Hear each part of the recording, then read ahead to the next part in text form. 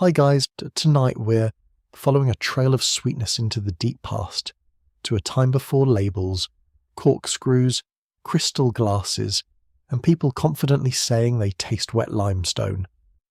You're standing in a green valley at dusk. Grapes hang heavy on wild vines. The air smells of dust, leaves, ripe fruit, and a faint sourness that is not unpleasant. Somewhere nearby, juice has pooled inside a cracked skin, and invisible yeasts are quietly doing what yeasts do best, causing trouble. So, before you settle into the story, take a moment to like the video and subscribe. And, because this little journey begins under a very old sky, tell us in the comments where you're watching from and what your local time is. Are you in a bright morning kitchen, a midnight bedroom, or lying there pretending you're not sleepy yet? Now, dim the lights. You step into the beginning of wine, long before anyone has a word for it. There are no vineyards yet, no neat rows, no pruning knives, no ceramic cups set out with ceremonial care. What you have is a landscape of wild grapes climbing through trees, reaching for sunlight like lazy green hands. You move carefully through the undergrowth, feeling damp soil give slightly beneath your feet, leaves brush your arms.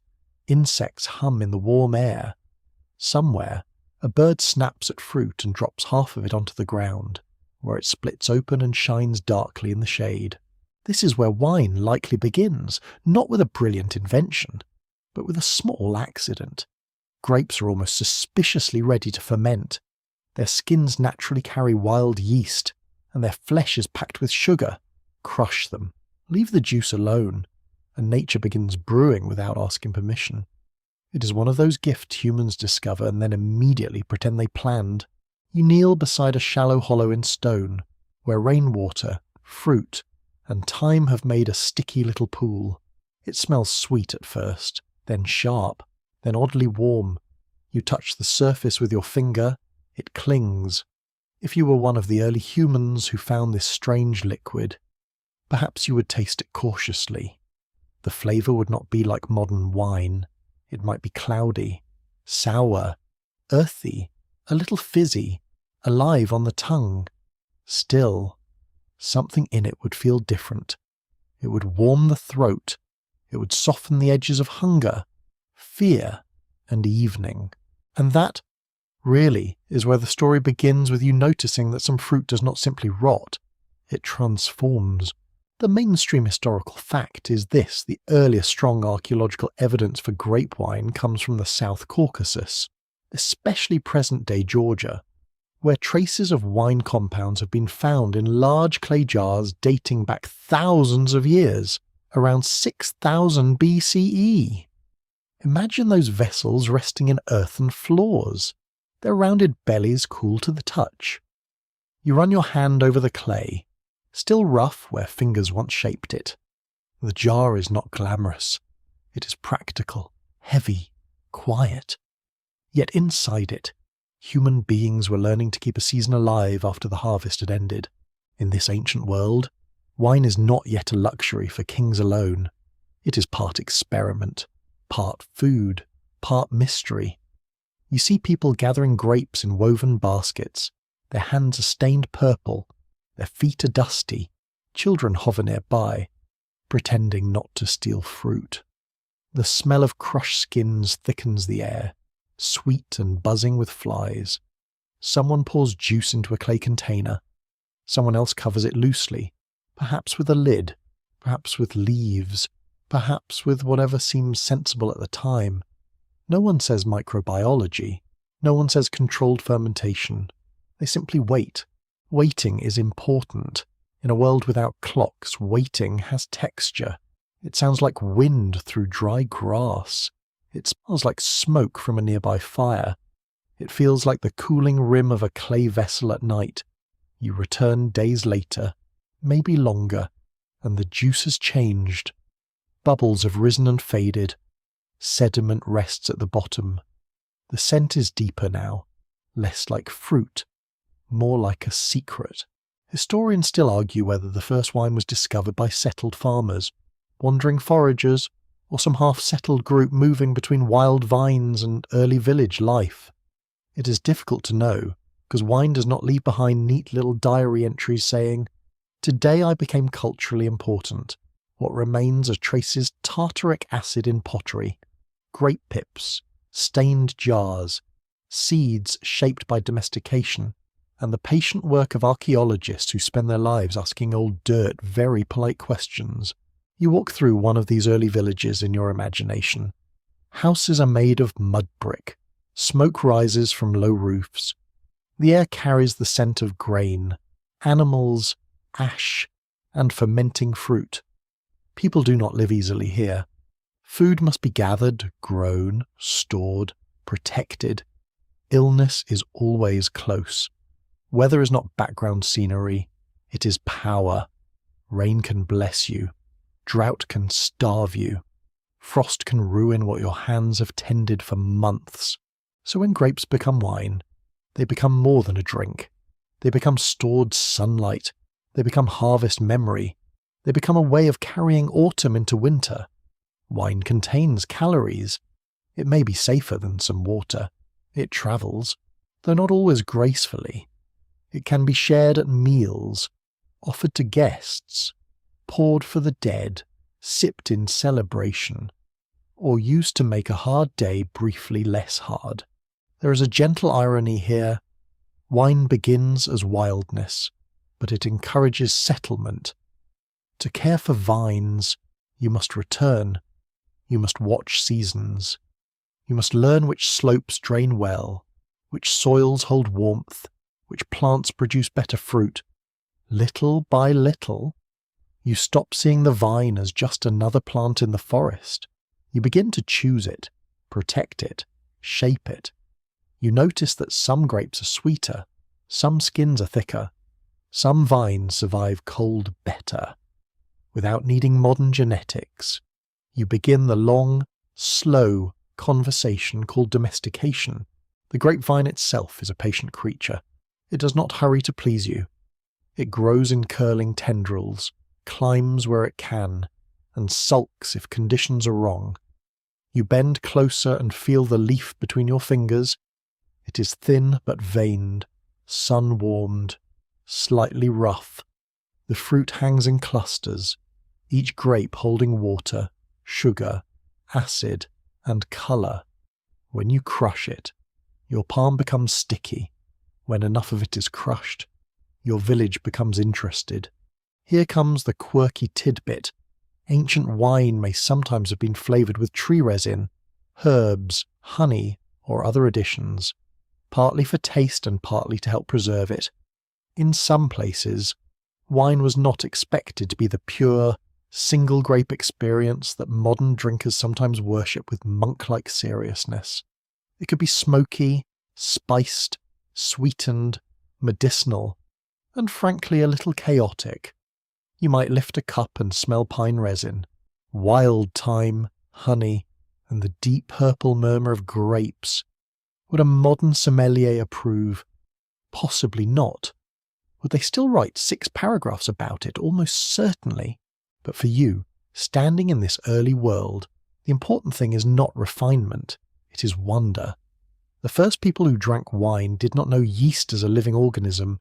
They did not know alcohol chemistry. They knew transformation. They saw juice become something with spirit, heat, and mood. That alone was enough to pull wine toward ritual. Picture a night gathering. The sky is crowded with stars, far brighter than any city sky you know. Firelight flickers against faces. A clay vessel is opened. The liquid inside is passed around slowly. You hear low voices, a laugh, the soft scrape of a cup against pottery. Someone sings, perhaps. Someone tells a story about ancestors, animals, storms, or the hill where the best vines grow. The wine is not separate from the evening. It joins everything: smoke, memory, hunger, warmth, fear, gratitude.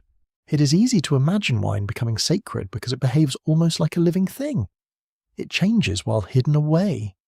It gives comfort, but too much of it steals balance. It gladdens, confuses, loosens speech, and sometimes makes people deeply convinced they should dance. Every society that meets wine must decide what to do with that power. Is it a gift, a danger, a medicine, a luxury, a doorway to the gods? The answer, as humans enjoy making things complicated, is usually yes. You continue walking through the valley as dawn comes. Mist sits low among the vines. The air is cool, and your breath feels soft in your chest. You hear the distant bleat of animals. Clay jars rest partly buried in the earth, keeping steady temperatures in a way that feels almost accidental, though someone has clearly learned it works. Beside one house, grape skins are piled after pressing, attracting bees. A child pokes the heap with a stick and is warned away. Some lessons in civilization begin with sticky fingers and mild scolding. The earliest wine cultures were not isolated miracles. They belonged to wider changes in human life farming, pottery, storage, trade, and ritual. Once people could make containers, they could keep liquids. Once they could farm, they could shape plants. Once they had surplus, they could gather, feast, exchange, and impress neighbours, which is one of humanity's most reliable engines of history. A jar of wine could say, "We survived the harvest." It could also say, "Our village is doing rather well, thank you." And yet the drink remains fragile. Wine can sour. It can turn to vinegar. It can be ruined by heat, air, careless handling, or simple bad luck. Early winemaking must have involved many disappointments. You can almost hear someone opening a jar, sniffing it, pausing, and deciding with great dignity that this batch is for cooking, or perhaps for someone they do not like very much. That fragility teaches attention. People learn to seal jars better. They learn where to store them. They learn which grapes ripen well. They learn that time can improve or destroy. Wine becomes a teacher of patience, and patience is a quiet kind of civilization. By the end of this first age, as you have not yet reached temples, philosophers, emperors, monks, sailors, or laboratories, you are still close to the earth, close to the vine, close to the accident. But the pattern has already formed. A wild fruit has become a human companion. A natural process has become craft. A village drink has begun its long climb into myth, medicine, trade, religion, pleasure, and argument. You stand in the fading light beside a clay jar sunk into the floor. Its mouth is covered. Its contents are unseen. That hiddenness matters. Wine begins in darkness, away from the eye, doing its slow, invisible work. Perhaps that is why it fits so well into bedtime history. It asks nothing from you for a while. It simply rests, changes, deepens. You breathe in the smell of earth, grape skins, smoke, and cool stone. The valley grows quiet. Somewhere, fermentation continues in its tiny, tireless way, turning sweetness into warmth. And as night settles over the first makers of wine, you understand that civilization is not only built from walls, laws, and kings. Sometimes it begins with fruit left too long in a bowl, a curious hand, and someone brave enough to take the first sip. You enter a world where wine is no longer simply a surprise in a vessel. It has acquired servants, labels, rituals, gatekeepers, and the faint air of someone who has been invited into important rooms and is trying not to look too pleased about it. The air is warmer here. You walk near a temple wall baked by the sun, its mud brick surface rough beneath your fingertips. Palm fronds tremble above you. Somewhere nearby, water moves slowly through an irrigation channel with a soft, patient sound. The smell is layered in human river mud, incense smoke, pressed fruit, oil on skin, and the dry sweetness of reeds stacked in bundles. Priests move quietly through courtyards. Scribes sit with palettes and brushes, recording offerings with the seriousness of people who know that the gods, and also the administrators, appreciate tidy paperwork. In ancient Egypt, wine becomes a drink of ceremony, privilege, and divine attention.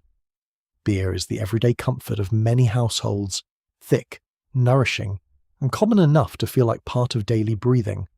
Wine, though, often belongs to palaces, temples, tombs, festivals, and elite tables. It is not absent from ordinary life entirely, but it carries a special shine. You can feel that distinction as you watch jars being carried toward a storeroom, each one sealed with clay, each one marked with information that says where it came from, who made it, and sometimes even the year of production. Yes, ancient wine labels existed, which means humanity has been making beverages feel slightly intimidating for a very long time. You pause in the shade as workers unload amphorae. The jars are tall and narrow, cool when your fingers touch them, with shoulders that curve like sleeping animals. Some are plugged with mud stoppers, others carry inked notes. A scribe leans close, reading marks in the light. The scene is practical, yet strangely reverent. Wine is not just stored, it is accounted for. It is placed in systems of offering, tribute, taxation, and honour. The drink has entered bureaucracy, which may be the clearest sign that civilization has truly noticed it. A mainstream historical fact settles into the quiet Egyptian tombs, including royal burials, contained wine jars, and some were inscribed with details such as vineyard, vintner, and regnal year. These jars were not random party leftovers, tempting though that image is. They belong to a serious world of preparation for death and continuity. In tomb belief, the dead needed provisions, food, drink, furniture, tools, perfumes, and images all help sustain existence beyond the visible world. Wine, with its deep colour and warming power, was fitting company for eternity. You follow a priest through a painted chamber where offerings are arranged. The floor feels cool under your bare feet. Lamps flicker, incense curls upward in thin blue threads. On a wall, a painted vineyard shows workers gathering grapes, pressing them, filling jars, and sealing them. The image is orderly, almost musical. Vines climb over trellises, feet tread fruit in vats, juice flows, hands work together. History here is not only kings and battles, it is the rhythm of the labour pick course, carry, crush, strain, seal, store. Listen closely and the temple has its own soundscape. Sandals whisper over stone. A jar scrapes gently against the floor. A reed brush taps the edge of a pallet. From outside comes the distant call of a boatman on the Nile. The river is the great artery of Egypt, moving grain, stone, people, and jars of wine through a landscape held together by water. Wine may be linked to vineyards in the delta and oases, but its meaning travels through temple and court networks. A cup poured in a sacred space is never just liquid. It is gesture, relationship, and request. The gods of Egypt have complicated tastes, as gods usually do. Wine could be offered to deities, poured during rituals, and connected with ideas of abundance and renewal. The red colour carried powerful associations. It could suggest blood, vitality, danger, heat, and divine force. In some myths and ceremonies, intoxication had a controlled ritual place, especially in festivals connected with Hathor and Sekhmet. You can almost hear music rising during a festival night, rattles, drums, singing, laughter, the rustle of linen, the slap of dancing feet against packed earth, the scent of lotus, perfume, sweat, and wine thickens as people celebrate under torchlight. Here is a quirky tidbit, delightfully strange and faintly dramatic one. Egyptian myth tells of a dangerous goddess soothed by drinking red-coloured beer that resembled blood, a story tied to festivals of joyful drunkenness. It is not wine exactly in every telling, but the imagery belongs to the same ancient fascination with red drink. Divine anger and intoxication as a force that can both threaten and heal. You stand at the edge of the celebration and feel the mood shift. Serious ritual and public festivity are not enemies here. They share a cup and pretend it was planned all along. Yet wine in Egypt is also medicine. Not medicine in the neat white bottle sense, of course. Remedies might include wine mixed with herbs, resins, minerals, or other ingredients. You smell bitter leaves crushed in a small bowl. A healer pours a measure of wine, dark and sharp, into a vessel. The mixture catches the light. Wine can carry substances, clean wounds in limited ways, warm the body, calm the mind, and make unpleasant treatments slightly more bearable. Ancient pharmacology is not modern science, but it is observant, practical, and deeply tied to the materials at hand. Researchers still disagree about how widely ordinary Egyptians consumed grape wine compared with beer, and how much access varied by region, era, wealth, and occasion. The evidence favours wine as a prestige drink in many settings, yet real life is always messier than neat categories. A festival cup might cross social boundaries. A worker might taste what a temple stores. A household might save a little for a birth, a funeral, or a lucky day when the goats did not escape and nobody had to chase them through the reeds. History rarely behaves as politely as museum labels. Now you drift eastward in imagination, toward Mesopotamia, where cities rise between rivers and wine becomes a valuable traveller. The atmosphere changes. You feel dust against your ankles. The air smells of baked clay, dates, wool, bitumen, and smoke from cooking fires. Cuneiform tablets dry in the sun, pressed with wedge-shaped marks by scribes who have the calm authority of people recording deliveries of grain, oil, sheep, and sometimes wine.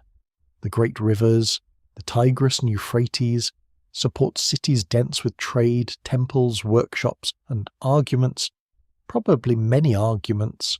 In much of Mesopotamia, beer is again the common drink, made from barley and woven deeply into daily rations. Labour and myth. Wine, by contrast, often comes from hillier regions where grapes grow more happily.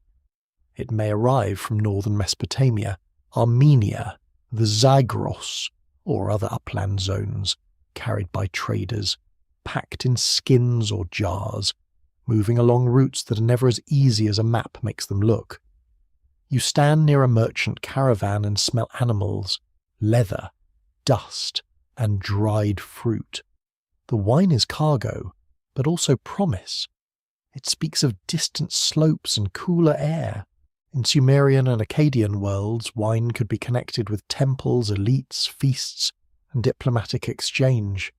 It appears in administrative records, tribute lists, and literary settings. You enter a palace storeroom where jars sit in shadow. The walls hold the day's heat. Your hand rests on a vessel, and the clay feels slightly gritty. A steward checks quantities. A servant lifts a cup. Somewhere, a musician plucks a stringed instrument, the notes soft and rounded, drifting through the room like a small breeze that has learned manners. The temple economy gives wine another role-controlled abundance.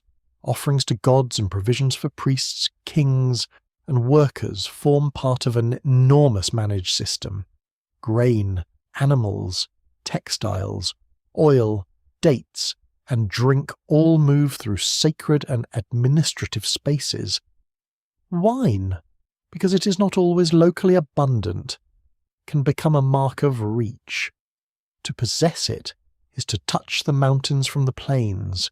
To pour it is to make distance visible. There is a gentle tension in this.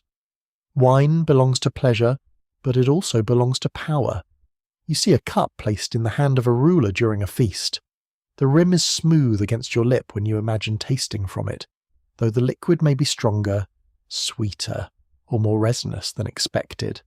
Around you, courtiers speak carefully, musicians play, roasted meat perfumes the air. Outside, labourers haul loads under the same sun. The drink glows in the cup, and it reveals a social order without needing to give a speech.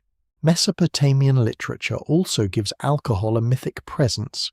Feasting, hospitality, and transformation appear in stories where food and drink help mark the passage from wildness to society. You may think of the famous idea that shared bread and drink can make someone human within a city world.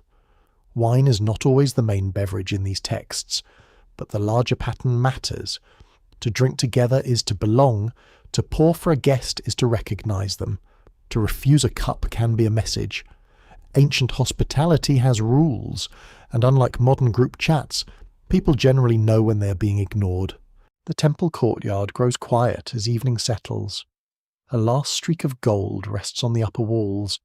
You hear the lowing of cattle, the murmur of prayer, the shuffle of sandals, the soft clink of a cup set down. Wine has moved from wild discovery into sacred management. It has become offering, medicine, luxury, record, symbol, and social signal. It can honour gods, comfort the dead, impress guests, strengthen alliances, and add warmth to a night scented with incense and river wind. You stand near a sealed storeroom as darkness gathers. Behind the door, jars wait in rows, holding not just fermented grape juice, but labour, land, status, belief, and desire. The temple does not make wine peaceful, it makes wine meaningful. In these ancient rooms, the drink learns how to speak in ritual language, how to sit beside power, how to carry both pleasure and obligation in the same cup. And as the lamps burn low, you feel the old world breathing around you, slow and fragrant, with every vessel resting in the hush like a small dark moon. You arrive in a Greek hillside at late afternoon, where the vines grow low and tough under a sun that seems to have opinions about everything. The earth is pale, stony, and warm through the soles of your sandals. Olive trees twist nearby with silver leaves flickering in the breeze. Cicadas buzz as if they have been hired to provide background music and have taken the job far too seriously. The smell is dry and bright crushed herbs, sea salt, goat hair, a warm dust, and grapes hanging in small clusters beneath broad leaves. Here, wine is no longer only sacred or prestigious. It becomes conversational. It becomes theatrical. It becomes the drink that helps Greeks argue about beauty, politics, desire, courage, music, law, friendship, and whether someone at the party has been talking too much, which, in fairness, someone almost certainly has. You walk down toward a town where whitewashed walls catch the evening light. In the distance, the sea glimmers like hammered metal. Ships wait in the harbour with amphorae stacked in their bellies, long clay jars built for travel, trade, and the occasional disaster at sea.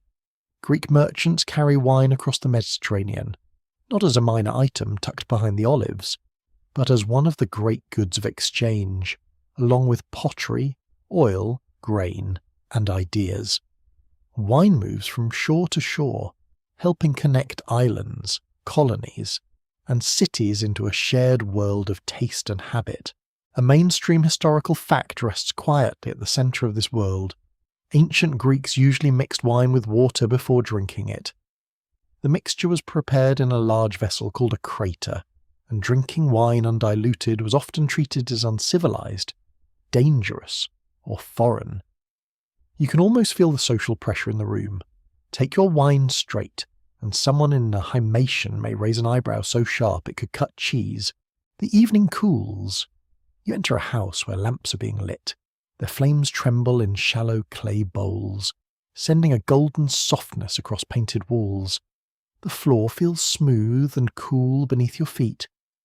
Cushions are arranged along couches where guests recline rather than sit upright like people trapped in a meeting. A servant brings the crater, heavy with diluted wine. Water meets wine with a soft, dark swirl. The smell rises, fruity, earthy, faintly resinous, touched by clay and smoke. This is the symposium, the drinking party of elite Greek men, especially associated with the cities of the archaic and classical periods. It is not simply a party, though it definitely has party energy. It is a structured gathering with rules, songs, games, conversation, and social performance. A leader, the symposiarch, may decide the strength of the wine and the rhythm of the evening. Too weak, and everyone becomes solemn and dull. Too strong, and someone may start reciting poetry at furniture. Balance, as the Greeks keep insisting in many parts of life, is the trick. You recline carefully, feeling the woven fabric of the couch beneath your arm. A cup is placed in your hand, shallow, wide, and cool at the rim. You lift it. The wine is not silent. It catches lamplight and reflects faces, fingers, painted eyes on pottery, and the shifting smoke above the room, around you. Conversation moves like water over stones. Someone quotes Homer, someone laughs too loudly, someone praises moderation while reaching for another pour. Humanity, pleasingly, remains very recognizable. The Greeks give wine a god, and not a quiet one. Dionysus is ecstasy, theatre, fertility, masks, music, wildness, and release from ordinary boundaries. He is a god of grapes and intoxication, but also of transformation. Under his influence, identity loosens. A farmer becomes a dancer. A citizen becomes part of a chorus. A city watches tragedy and feels pity and fear together. Wine here is not only a drink, it is a symbol of how order and chaos share the same doorway. You follow the sound of flutes into a festival street. The night air is cool against your face. Torches spit resin. Feet stamp dust into the dark. People wear wreaths of ivy and vine leaves. A goat bleats somewhere with understandable concern. The smell of wine mixes with sweat, wool, garlands, smoke, and the sea wind sliding between buildings. This is not calm temple storage. This is public, noisy, performative life, where wine helps loosen the tongue and blur the border between everyday self and ritual self. Yet Greek wine culture is not merely wild celebration. It is also discipline. That tension is everywhere. Wine should be mixed. Conversation should be artful. Desire should be praised and contained. Music should please without turning the room into a heroic embarrassment. The cup invites freedom, but the rules try to keep freedom from knocking over the furniture. On painted pottery, you see this tension preserved in black and red figures. Men recline with cups. Musicians play, satyrs chase, dance, and misbehave with mythological confidence. Dionysus holds a drinking horn or vine. Ships carry grapevines and jars. Potters and painters turn wine culture into images that travel almost as widely as the drink itself. You run a finger near the painted surface of a kylix, careful not to touch the old pigment in your imagined museum of the mind. The clay is thin, elegant, and made for hands that expected beauty during ordinary gestures. Here comes the quirky tidbit symposiasts played a game called Kottabos, where drinkers flick the dregs of their wine from a cup toward a target. It was part skill, part flirtation, part socially approved mess. Imagine a room of educated men, many of whom claim to admire reason, sending little arcs of wine sediment through lamplight while pretending this is very refined. Honestly, it may be one of the most Greek things imaginable. You hear the splash of a missed throw, followed by laughter. A servant sighs softly, perhaps not for the first time in history. The room smells sharper now, with spilled wine soaking into clay and cloth. Fingers grow sticky, voices soften, then rise again. A singer begins a lyric poem, and the mood shifts into something more delicate. Wine makes memory feel near. It makes a line of verse seem briefly carved into the air. Greek poets use wine constantly, but rarely as a simple object. It can mean friendship, youth, longing, pleasure, danger, social grace, or the shortness of life. In lyric poetry, the cup often appears beside garlands, music, and desire. In comedy, it can expose foolishness. In philosophy, it becomes a test of character. How much can you drink while still speaking well? How do you behave when loosened? What does pleasure reveal about the soul? The Greeks do not just drink wine, they make it sit for an examination. You find yourself in a more thoughtful room now, quieter, with fewer songs and more argument. Perhaps this is the kind of gathering later imagined in philosophical writing, where conversation over wine becomes a path toward truth. The cup passes, but the real intoxication is speech. Ideas move from person to person, warming the mind as wine warms the body. What is love? What is virtue? What does it mean to live beautifully? These are not small questions, and yet they unfold in a room where someone still has to decide whether the wine has been watered properly. Scholars continue to debate how closely literary portrayals of the symposium reflect ordinary elite practice, and how much they are stylized performances shaped by poetry, philosophy, and social ideals. The surviving evidence is rich, but also selective.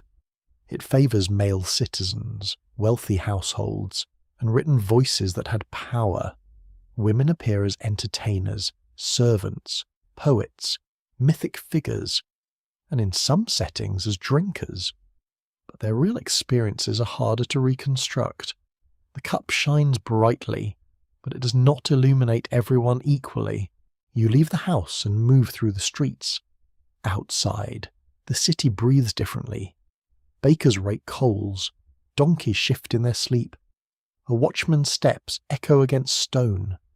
From one doorway comes the smell of fish sauce and garlic. From another, a faint sweetness of wine left in a cup.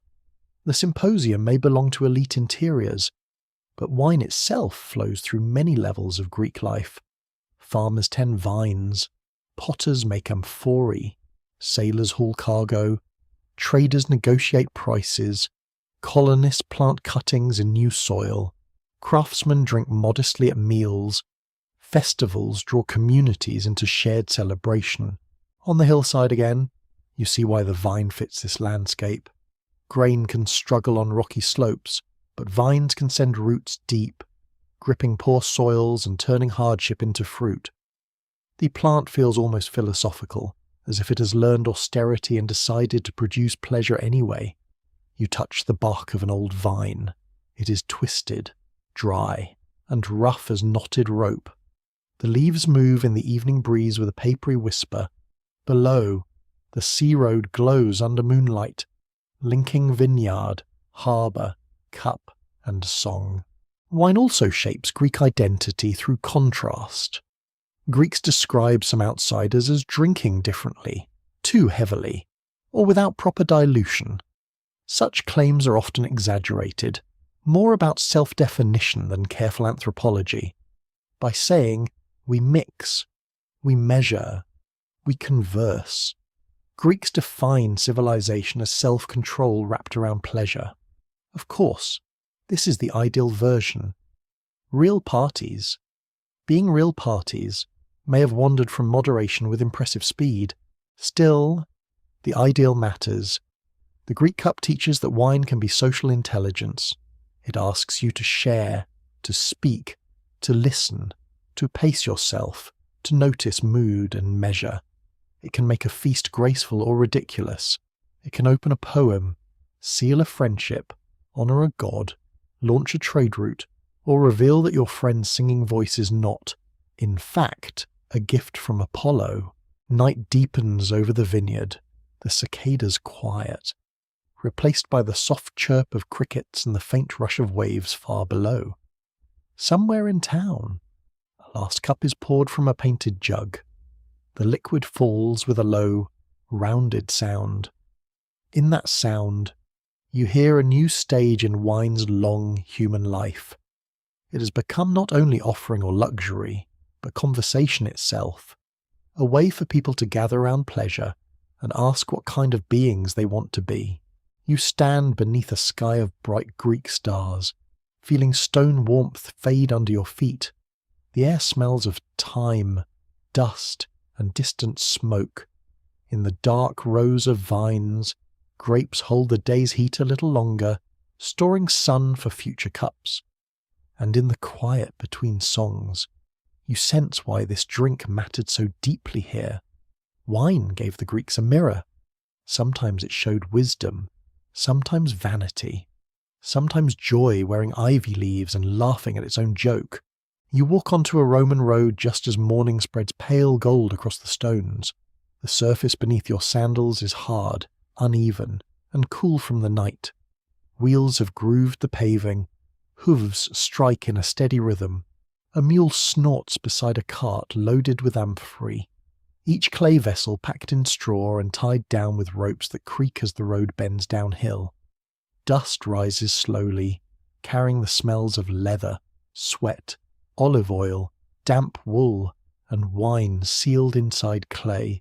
Rome takes wine and gives it infrastructure. That is not the most romantic sentence. Perhaps, but Rome would probably approve. The Roman genius is not only conquest or law or architecture, it is logistics. It is roads, ports, contracts, warehouses, shipping lanes, taxation, and the stubborn belief that if something can be measured, stored, moved, and taxed, then civilization is having a productive day. Wine fits beautifully into this world. It can be grown, traded, ranked, diluted, praised, adulterated, exported, and complained about in writing. Truly, the Roman dream. A mainstream historical fact stands firmly here. The Romans expanded viticulture across much of their empire, including regions that would become famous winelands in Gaul, Hispania, and parts of the Rhine and Danube frontiers. The vine travels with soldiers, settlers, merchants, and estate owners. Wherever Roman power presses into new territory, wine often follows, not always immediately, not always evenly, but persistently, like a vine finding cracks in a wall.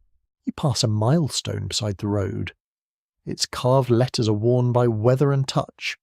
The empire feels vast, but the road makes distance seem almost obedient.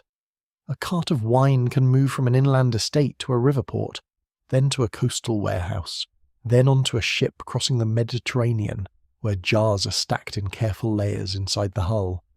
The amphora is one of Rome's great containers, pointed at the bottom so it can be wedged into sand, racks, or cargo holds. It is not designed for your modern kitchen shelf, which is rude of it, but excellent for ancient transport. You step into a harbour at Ostia, Rome's great port. The atmosphere changes at once. The air is wet and salty. Gulls cry overhead. Dockworkers shout across planks.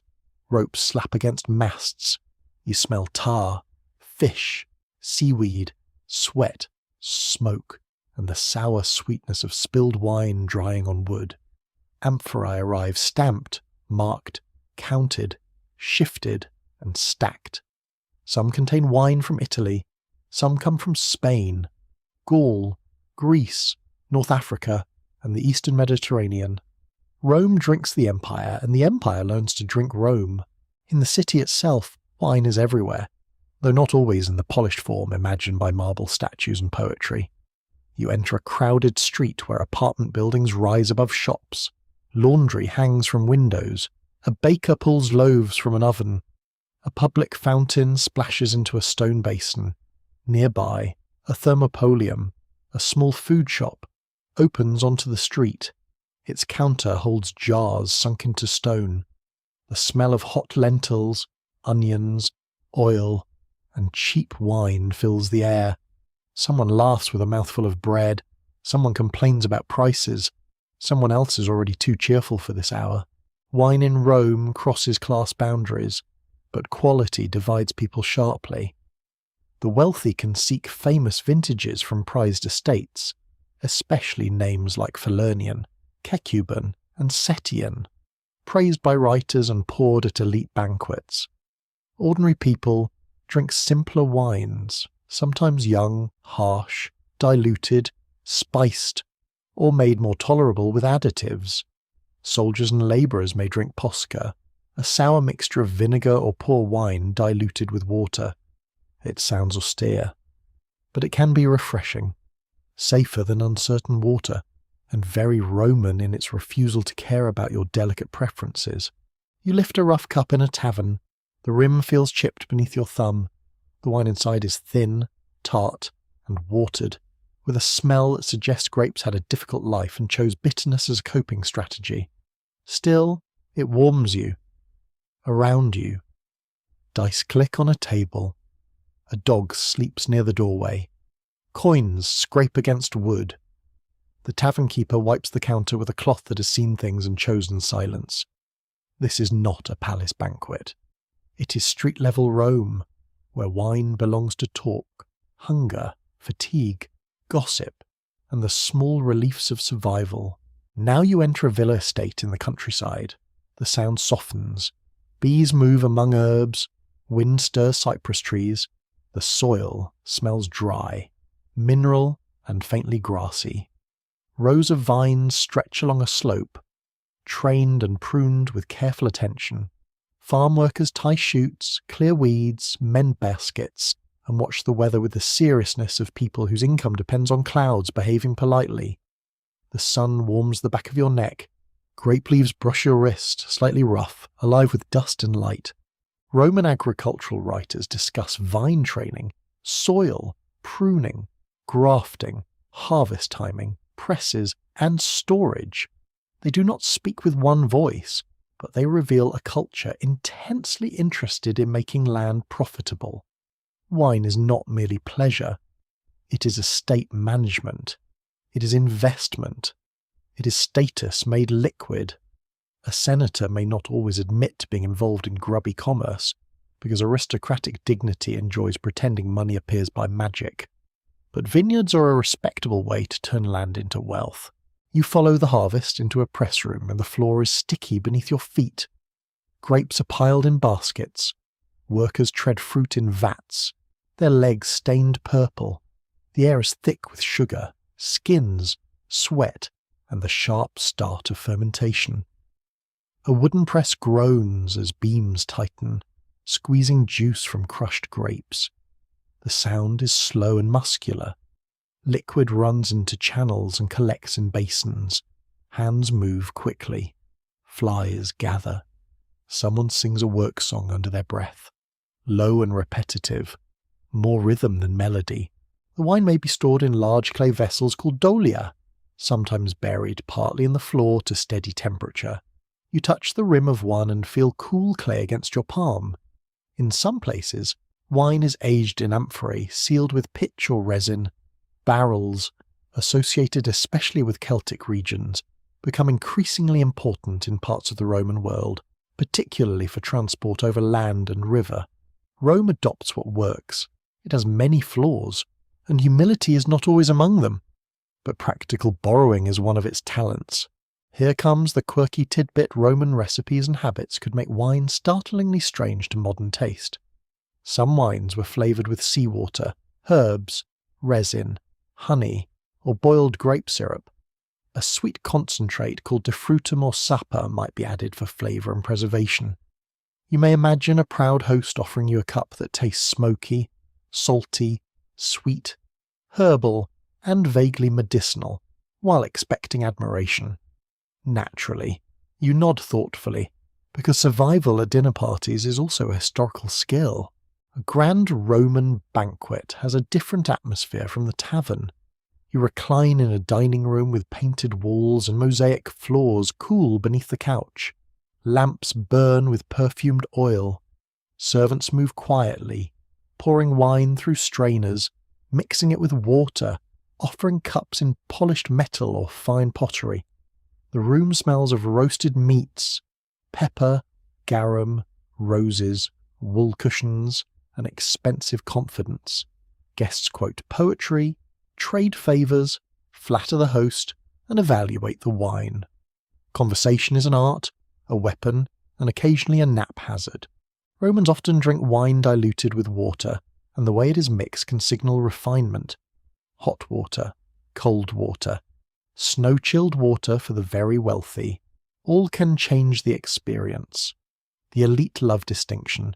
They age certain wines, praise old vintages, and discuss origins. A famous wine may become a performance of taste, almost a social password. If you recognize it, You belong. If you do not, someone will explain it to you slowly, which may be worse. Specialists still debate how common the most celebrated wines actually were, and whether literary praise reflects daily drinking habits or the exaggerated world of elite display. Writers love famous vintages because famous things make useful symbols.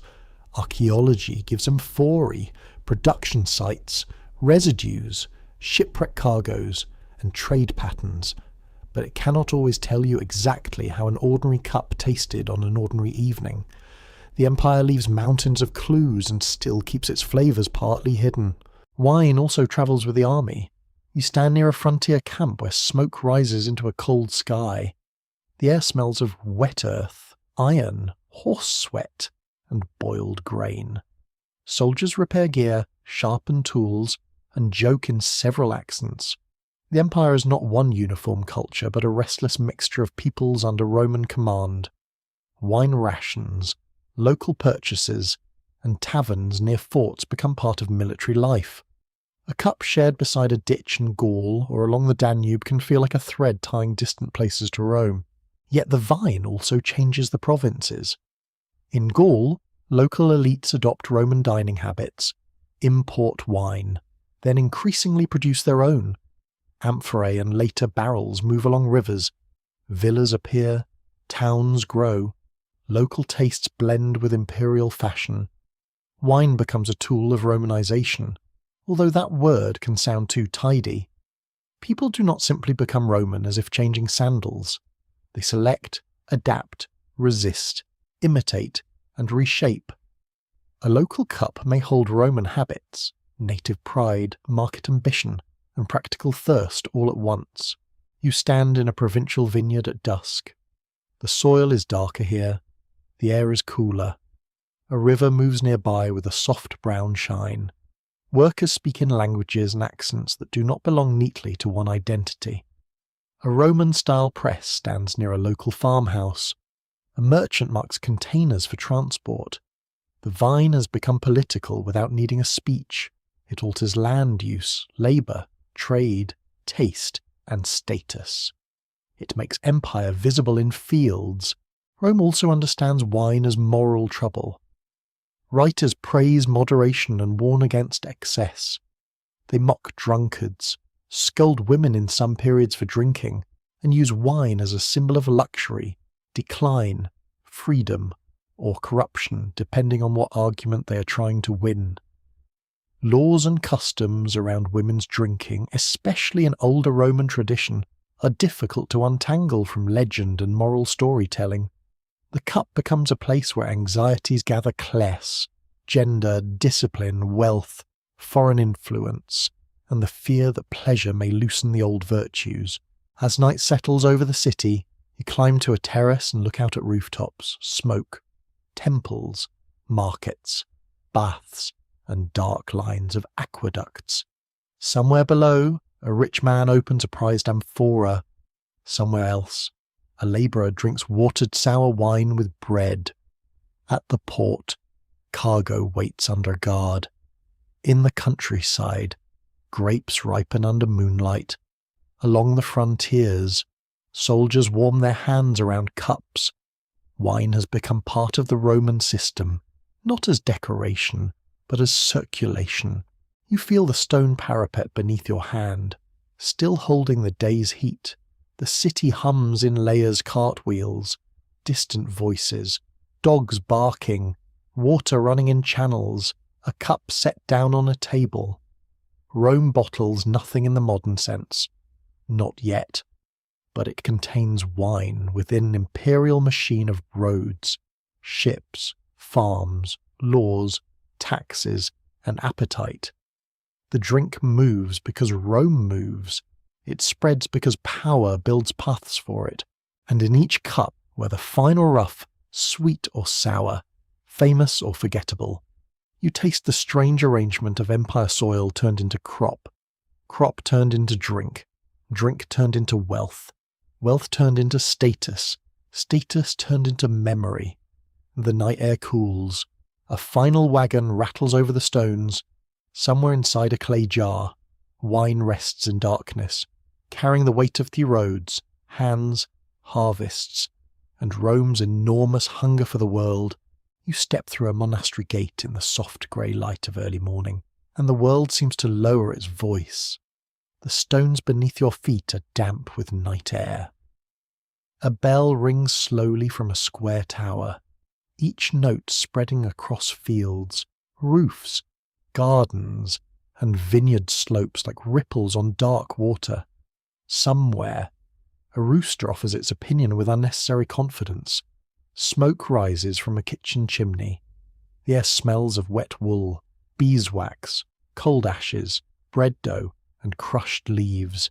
Inside these walls, wine becomes patient. The monastery is not silent. Not truly. It murmurs. Sandals scrape along cloister walks. A quill scratches on parchment. Water drips into a basin. In the distance, someone coughs in a way that suggests winter has been rude. You pass beneath an arcade where stone columns hold up shadow and prayer. Your fingertips brush the wall, cool and slightly gritty.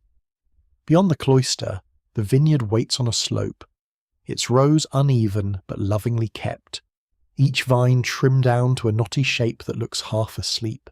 Medieval Europe is not one neat story. It is a patchwork of kingdoms, villages, forests, wars, saints, markets, plagues, harvests, and weather that refuses to read anyone's plans. Yet in many regions, monasteries become centres of literacy, land management, agriculture, and ritual life. Wine matters here because it belongs to the Christian Eucharist, where it is used sacramentally as the blood of Christ. That religious need gives vineyards a protected purpose. Even when trade shrinks, roads become dangerous, or political power fractures, the vine often keeps a place near the altar. A mainstream historical fact rests at the heart of this quiet world medieval monastic communities, especially Benedictine and later Cistercian houses, played an important role in preserving and improving viticulture in parts of Europe. They owned vineyards, managed estates, copied agricultural knowledge, observed local conditions, and helped shape regions that would become deeply associated with wine. You feel that role not as a dramatic explosion, but as repetition, year after year.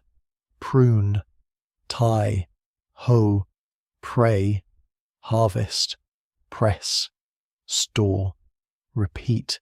Civilization in a monastery often sounds like chores done on schedule. You follow a monk through the vineyard. His robe brushes the wet grass with a whispering sound. The morning is cold enough that your fingers ache slightly. Mist hangs in the low places between rows. The vines are bare or just budding, depending on the season your imagination chooses, and the earth smells alive, dark, and mineral. He bends to examine a cane, cuts it with a small knife, and leaves the wound clean. No speech is needed. The vine is being trained, not bullied. It will produce only if handled with discipline, and monks understand discipline extremely well. The rule of St. Benedict, with its rhythm of prayer, labour, reading, and communal life, helps create an environment where careful agriculture can thrive. Not every monk is a vineyard genius. Of course. Some are probably better at chanting than pruning. Some may look at a stubborn vine with the exhausted patience of a teacher facing a difficult student. Still, the wider pattern matters. Monastic life values regularity. Vines reward regular attention. It is a surprisingly suitable arrangement. You enter the press house at harvest time. The mood is brighter now, though still controlled. Grapes arrive in baskets, dark blue, pale green, dusty purple, depending on the region and variety. Their skins are taut, juice beads where clusters have split. The smell is thick and sweet, almost sticky in the throat mixed with straw, sweat, damp wood, and the faint sourness of fruit beginning its change. Workers tip baskets into a trough. Feet or presses crush the grapes. The liquid runs into channels, glistening in the dim light. It sounds like rain finding a secret path. The monastery cellar is cooler. You descend stone steps, and the air changes at once. It wraps around your face, damp and still. Your hand trails along the wall, and moisture darkens your fingertips. Barrels rest in shadow, their hoops darkened by age. In some regions, clay vessels or wooden casks are used, depending on local practice, availability, and tradition. A candle flame trembles. You hear a small creak from the wood, a slow drip somewhere, the soft movement of a row beside you. The cellar smells of oak, earth, yeast, old stone, and something gently sharp that lifts the nose. This is where wine becomes memory in liquid form. The harvest is not finished when grapes are picked. It continues in darkness, needing attention but also restraint. Too much interference can spoil things. Too little can invite disaster. A monk tastes from a cask, not with theatrical vocabulary, but with practical care. Is it sound? Is it turning? Is it fit for the altar, the infirmary, the guest house, the table? Wine here is sacrament, nourishment, medicine, income, hospitality, and sometimes temptation, which is a lot of responsibility for fermented grape juice. The infirmary has its own atmosphere. You smell dried herbs hanging in bundles, lavender, sage, fennel, rue, and plants whose names change from valley to valley. A brother warms a little wine with spices for someone shivering under a blanket. In medieval medicine, wine can serve as a carrier for herbs, a digestive aid, a disinfecting wash in limited circumstances, and a comforting warmth in a cold room. The theories of the body are based on humours, balance, heat, cold, dryness, and moisture. Modern medicine would raise many cautious eyebrows, but medieval caregivers work with the knowledge and materials they have. The guest house shows another face of wine. Travellers arrive muddy and tired, their cloaks smelling of rain, horse, and road dust. Hospitality is a religious duty, especially in Benedictine tradition. A cup of wine with bread and soup can feel like mercy after a long road. You sit at a wooden table worn smooth by elbows. The cup is plain. The wine is modest, perhaps thin, perhaps tart, perhaps better than expected. Outside, wind moves through bare branches. Inside, the fire cracks softly, and the warmth reaches your hands before the drink reaches your stomach. Yet this world is not all humility. Monasteries can become wealthy landholders. Vineyards produce revenue. Donations from nobles increase estates. Boundaries are surveyed, rents collected, disputes recorded, privileges defended. You see a scribe in a cold room copying charters by candlelight. The parchment smells faintly animal and dry. His fingers are stained with ink. The script is careful because land is serious. A vineyard is not just vines. It is income, legal rights, labour obligations, prestige, and sometimes a reason for neighbours to argue with holy intensity. Researchers continue to question how much direct credit monks should receive for later European wine excellence, and how much came from peasant labour, lay estate managers, merchants, noble patrons, and long local experience. Monastic records survive well, which can make monks appear more central than they were in every field and every region. The written page has a way of flattering the people who created it. Still, the monastery remains a powerful keeper of continuity, especially where ritual, land, and literacy meet. You move toward Burgundy in spirit, where monastic wine culture becomes especially famous. Cistercian communities are often associated with close observation of vineyard sites, noticing how small changes in slope, soil, drainage, sun, and exposure affect the grapes. The word terroir is much later in its modern sense, but the habit of recognizing place and flavor has deep roots. You stand on a hillside where a stone wall encloses a vineyard. The wind is cool. The soil under your fingers is crumbly, pale, and mixed with small stones. One row feels different from another. The land speaks softly, but not randomly. Here comes the quirky tidbit. A persistent story claims that some medieval monks tasted the soil itself to understand vineyard character. Whether or not this happened as romantically as later wine lovers imagine, it is a wonderful image, a robed figure crouching in a field, putting dirt on his tongue and calling it research. You can almost hear another monk nearby thinking, with holy restraint, that perhaps Brother Martin has taken vineyard enthusiasm a little far. Even if the tale is embroidered, the larger truth remains charming. People paid attention. They noticed that one slope ripened earlier, one patch produced sturdier wine, one hollow suffered frost, one hillside held warmth after sunset.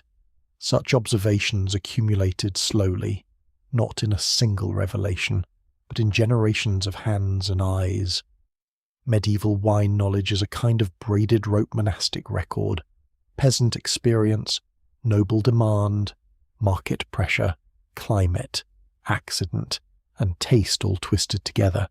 The church calendar shapes the vineyard year. Pruning may happen in cold months. Bud break brings nervous watching. Flowering requires kind weather. Summer asks for labour and patience. Harvest arrives with urgency, because grapes do not wait politely while humans finish other errands. Feasts and saints' days mark time. Bells divide the day. Prayer and work interlace until the vine becomes part of sacred rhythm. You feel this as you stand near the rose at sunset, hearing the bell call the community indoors while the vineyard darkens behind you. Medieval wine is often very different from the stable bottled wines of the present. It may be drunk young. It may vary sharply from year to year. It may be mixed with spices, honey, or herbs, especially in drinks like hippocras. It may sour quickly if poorly stored. In cold regions, ripeness can be a struggle. In warm years, people rejoice with the cautious joy of those who know next year may laugh at them. Climate is not background. It is a character in the story, sometimes generous, sometimes moody, always invited without permission. You return to the cellar as night settles over the monastery. The corridors are dim. A candle throws soft light across barrel staves. Somewhere above, voices chant in slow unison, rising and falling like breath. The sound seeps through stone, faint but steady. You touch a cask and feel the cool curve of wood beneath your palm. Inside, wine rests, dark and alive, holding grapes, weather, labour, prayer, and a little human worry. This is the medieval gift to wine, not invention from nothing, but guardianship. Monks do not own the vine's mystery. They tend it. They give it walls, records, rituals, cellars, and time. They argue over land, make mistakes, bless harvests, serve guests, heal the sick, and pour from the same world into both chalice and cup.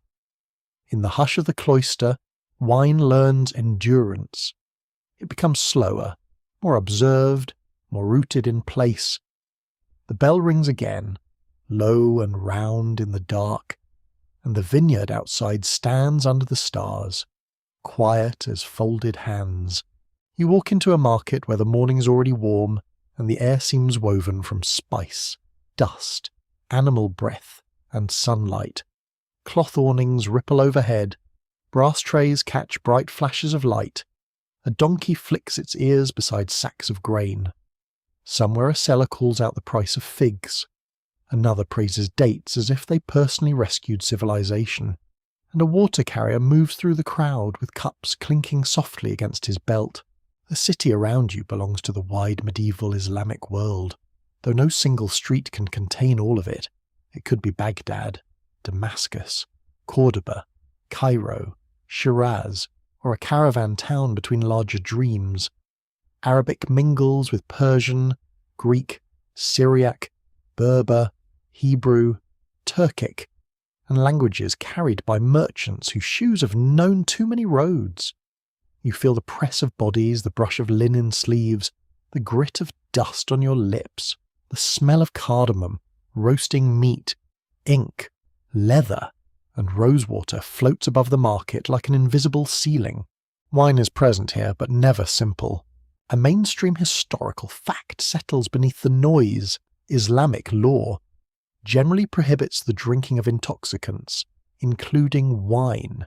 Yet wine continued to appear in parts of Islamic society through poetry, court culture, medicine, diplomacy, trade, and the lives of non-Muslim communities under Muslim rule. That tension is not a footnote. It is one of the most fascinating features of the drink's journey. Wine becomes both forbidden and familiar, condemned and praised, hidden and performed, poured in versus even when refused in law. You pass a mosque courtyard where the stone is cool beneath your bare feet. The sound changes at once. The market fades into a hush broken by pigeons, water trickling at an ablution fountain, and the soft murmur of recitation. The air smells of clean water, sun-warmed stone, and faint musk. Here, discipline shapes the body. Hands are washed, feet are washed, the mouth is rinsed. The day is ordered by prayer. In this atmosphere, wine represents risk, loss of clarity, loss of self-command, a slipping away from the alertness required to stand before God. Yet a short walk away, you enter a library where another kind of devotion lives. Shelves hold manuscripts copied in careful hands. The room smells of parchment, lamp oil, dust, and ink. A scholar sits near a window, his fingers stained dark. Beside him lies a medical text discussing substances, mixtures, and the body's humours. Wine may be absent from lawful drinking, but it can still appear in pharmacology, sometimes as a solvent, preservative, or ingredient inherited from Greek, Persian, and earlier medical traditions. Physicians debate, adapt, translate, and classify. They are practical people in a world where illness does not care about tidy categories. You touch the edge of a manuscript page. It is smooth, slightly springy, and fragile in a way that makes your breathing slow down. In this learned world, wine can be a problem to be managed, a substance with effects, a metaphor for transformation, or a remnant of older knowledge. Scholars do not agree on every application. Jurists examine wording, intention, intoxication, necessity, and analogy. The cup becomes a legal question, a medical tool, a moral warning, and a poetic flame, all while sitting there looking deceptively innocent. Now the atmosphere shifts to a court garden at evening. Water runs through narrow channels, whispering over polished stone. Orange trees release a sweet green scent.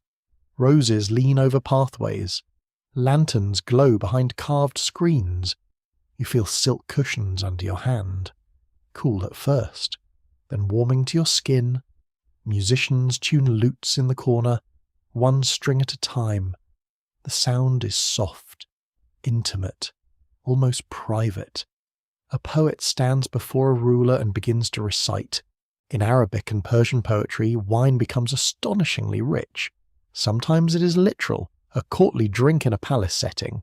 Sometimes it is symbolic, a sign of divine love, mystical ecstasy, beauty, youth, or rebellion against dry respectability. In some Sufi language, the tavern, cupbearer, and wine may point beyond ordinary drinking toward spiritual longing. The words shimmer. Are they about grapes? Are they about God? Are they about longing so intense that ordinary grammar quietly gives up? The answer may depend on the poet, the audience, the century, and the listener's courage. You hear verses praising a red cup, a beloved cupbearer, a night of song, a joy too brief to hold. The listeners sigh, smile, or pretend not to smile. A servant moves silently with a tray. The wine, if present, may be poured for some and not for others. Courts are places where ideals and appetites often sit close together while maintaining excellent posture. Public morality, private indulgence, political theatre, and artistic brilliance can share the same garden. which is very human and therefore inconveniently complex. Here comes the quirky tidbit. Medieval Arabic literature includes the figure of the Khamriyat, wine poetry, and some poets became famous for celebrating wine with such flair that later readers argued whether they were confessing pleasure, mocking hypocrisy, creating literary convention, or wrapping mystical meaning in scandalous perfume. One poet might describe the cup so vividly that you can almost smell the sharp sweetness rising from it, while a stern moralist nearby spiritually reaches for a broom. You step into a tavern district in a city where communities overlap. The lane is narrow, mud brick walls hold the day's heat, lamps burn in niches. You smell frying onions, sour wine, wet clay, wool cloaks, and smoke. The sound is lower here, murmured conversation, a burst of laughter, dice clicking, a door closing quickly.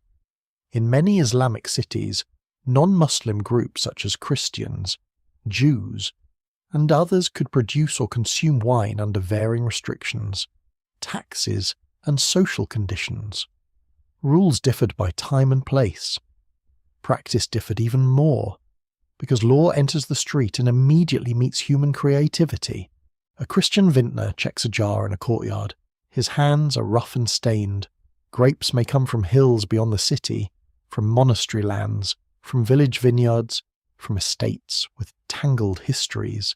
Wine moves quietly through networks that official culture may regulate, tolerate, tax, or periodically suppress.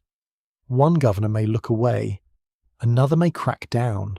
One neighbourhood may know exactly where to buy a cup, another may prefer not to know, at least not loudly. Historians still argue over how common wine drinking actually was among Muslims in different periods and regions, because poems, legal condemnations, court anecdotes, and administrative records each distort reality in their own elegant ways. A poem may exaggerate pleasure. A legal text may emphasize prohibition because violations worried the author. A court story may turn a ruler's indulgence into moral drama. Archaeology can find jars and residues, but it cannot always identify who drank, how often, or with what conscience. The evidence speaks, but sometimes it speaks through a curtain. You travel with a caravan as evening falls beyond the city. The world opens into dry land. Camels groan softly as they kneel. Bells tied to harnesses make dull, irregular music. The air smells of dust, sweat, leather, and dates wrapped in cloth.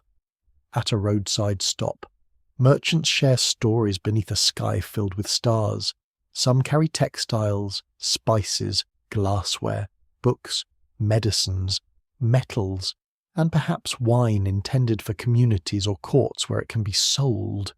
Trade does not always respect moral neatness. It follows demand, profit, custom, and opportunity. Those tireless old companions. On the caravan route, wine is not always the central cargo, but its presence reveals connection. A jar from one valley can reach a court in another climate. A medical ingredient can move with a physician's kit. A diplomatic gift can cross a frontier wrapped in careful language. The grapevine may grow in regions under Muslim rule, especially in areas with older viticultural traditions, including parts of Persia, the Levant, North Africa, Al-Andalus, and Central Asia. Fields do not stop producing simply because jurists debate. Farmers still harvest. Markets still adapt. You enter Al-Andalus, where vineyards lie under a brilliant sky and irrigation channels glitter through gardens. The air is fragrant with citrus blossom, damp soil, and hot stone. In Cordoba, urban refinement reaches dazzling heights. Libraries, baths, workshops, mosques, synagogues, churches, gardens, and palaces form a layered world. Wine appears in poetry, in elite settings, in Christian practice, in contested pleasures, and in the shadows of moral criticism. It is part of the atmosphere, never wholly accepted, never wholly absent. A ruler's court receives envoys from another land. You stand near the edge of a reception hall, feeling polished tile beneath your feet. Incense rises in blue curls. Metal lamps cast soft patterns across carved plaster. Diplomacy is a theatre of gifts, textiles, horses, perfumes, books, jewels, rare foods, perhaps drinks suited to the customs of sender and receiver. Wine can be awkward, useful, insulting, flattering, or carefully avoided. A bottle, a jar, or its absence can speak. In politics, even thirst may require strategy. The tension around wine helps shape a special kind of literary energy. Because the drink is forbidden or suspect, it gains symbolic charge. A poet who praises wine can sound worldly, rebellious, mystical, comic, nostalgic, or dangerously honest. A preacher who condemns it can call listeners back to clarity and restraint. A physician who uses it must explain purpose and necessity. A merchant who sells it must understand risk. A ruler who drinks may become a legend, scandal, or both. Wine becomes a mirror that shows how societies negotiate desire and discipline. You pause in a private courtyard late at night. The fountain murmurs. Jasmine opens in the dark. The stone bench under your hand feels cool and smooth. Somewhere behind a screen, a singer's voice rises slowly, carrying a melody that seems to hover rather than move. A cup sits on a low table, its contents catching the lantern light. It might be wine. It might be sherbet darkened with fruit. It might be a metaphor waiting for a poet to make trouble. That uncertainty is part of the story. In this world, wine is not merely drunk or refused. It is interpreted. It slips between law, longing, medicine, memory, and art. It can be denounced in a sermon, measured in a remedy, praised in a poem, taxed in a town, hidden in a cellar, and transformed into an image of divine intoxication by a mystic who may never have touched a literal cup. It survives by becoming many things at once. The night deepens. The market sleeps under folded awnings. The mosque courtyard cools beneath the stars. In a library, ink dries on a page where a scholar has written carefully about the body. In a garden, rose petals fall soundlessly into water. Along a road, a caravan bell answers the dark with its slow, uneven note. Wine rests in this civilization as a question, not an answer. It reveals how powerfully people can desire clarity and ecstasy at the same time, and how a single drink can carry both the sweetness of the grape and the weight of conscience. You board a wooden ship at dawn, when the harbour is still half blue with sleep and the tide breathes softly against the pilings. The deck beneath your feet is damp, rough, and salted by yesterday's spray. Ropes lie coiled like sleeping snakes. Barrels are being rolled up a plank with heavy thuds, each one smelling of oak, pitch, and the dark promise of fermented fruit. Gulls cry overhead with the rude confidence of creatures that have never paid port fees. The sea waits beyond the harbour mouth, flat at first, then restless. Sailors move around you with practised impatience. Their hands are cracked from salt. Their wool jackets hold the smell of tar, smoke, sweat, and fish. A man checks a cargo list. Another curses at a knot in a voice so low it becomes almost tender. Somewhere below deck, wine is being packed among biscuits, salted meat, oil, tools, cloth, weapons, religious objects, trade goods, and all the other uncomfortable necessities of oceanic ambition. Here, wine learns to travel farther than memory can comfortably follow. A mainstream historical fact steadies this scene from the 15th century onward. European expansion carried wine, grapevines, barrels, and winemaking knowledge across the Atlantic, around Africa, into the Indian Ocean, and eventually to colonies and trading posts across the world. Portuguese, Spanish, Dutch, French, and English networks all helped move the drink into new routes of power. Wine became cargo, ration, medicine, diplomatic gift, religious supply, and luxury. It crossed the sea because people crossed the sea, and people crossed the sea for faith, profit, land, spices, silver, labour, conquest, curiosity. And sometimes, because someone with a crown had a very expensive idea, the ship pulls away from the quay, water slaps the hull. The harbour smells of mud, smoke, oranges, tar, and stale beer. As the sails rise, canvas cracks in the wind with a sound like enormous laundry being scolded by the sky. You grip the rail. It is wet and splintered under your palm. The town shrinks behind you into towers, roofs, bells, and shouting. Ahead is open water, and beneath your feet, barrels begin their uneasy voyage. Wine at sea is never entirely safe. Heat can spoil it. Air can sour it. Barrels can leak. Storms can smash cargo against the ribs of the ship. Rats can chew things that rats should respectfully leave alone. Water stored on ships often becomes foul, so wine, beer, cider, and spirits may serve as safer or at least more tolerable drinks, depending on the voyage and region. A sailor's ration is not elegance in a cup. It is survival with a sour edge. You descend into the hold. The air is close, warm, and dim. A lantern swings from a beam, making shadows tilt across stacked barrels.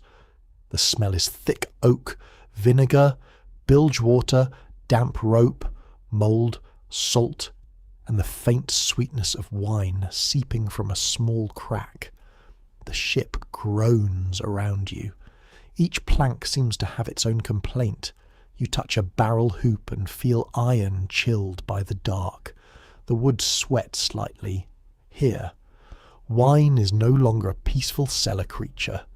It is trapped inside a floating animal that creaks, pitches, and argues with every wave. Barrels matter greatly in this age.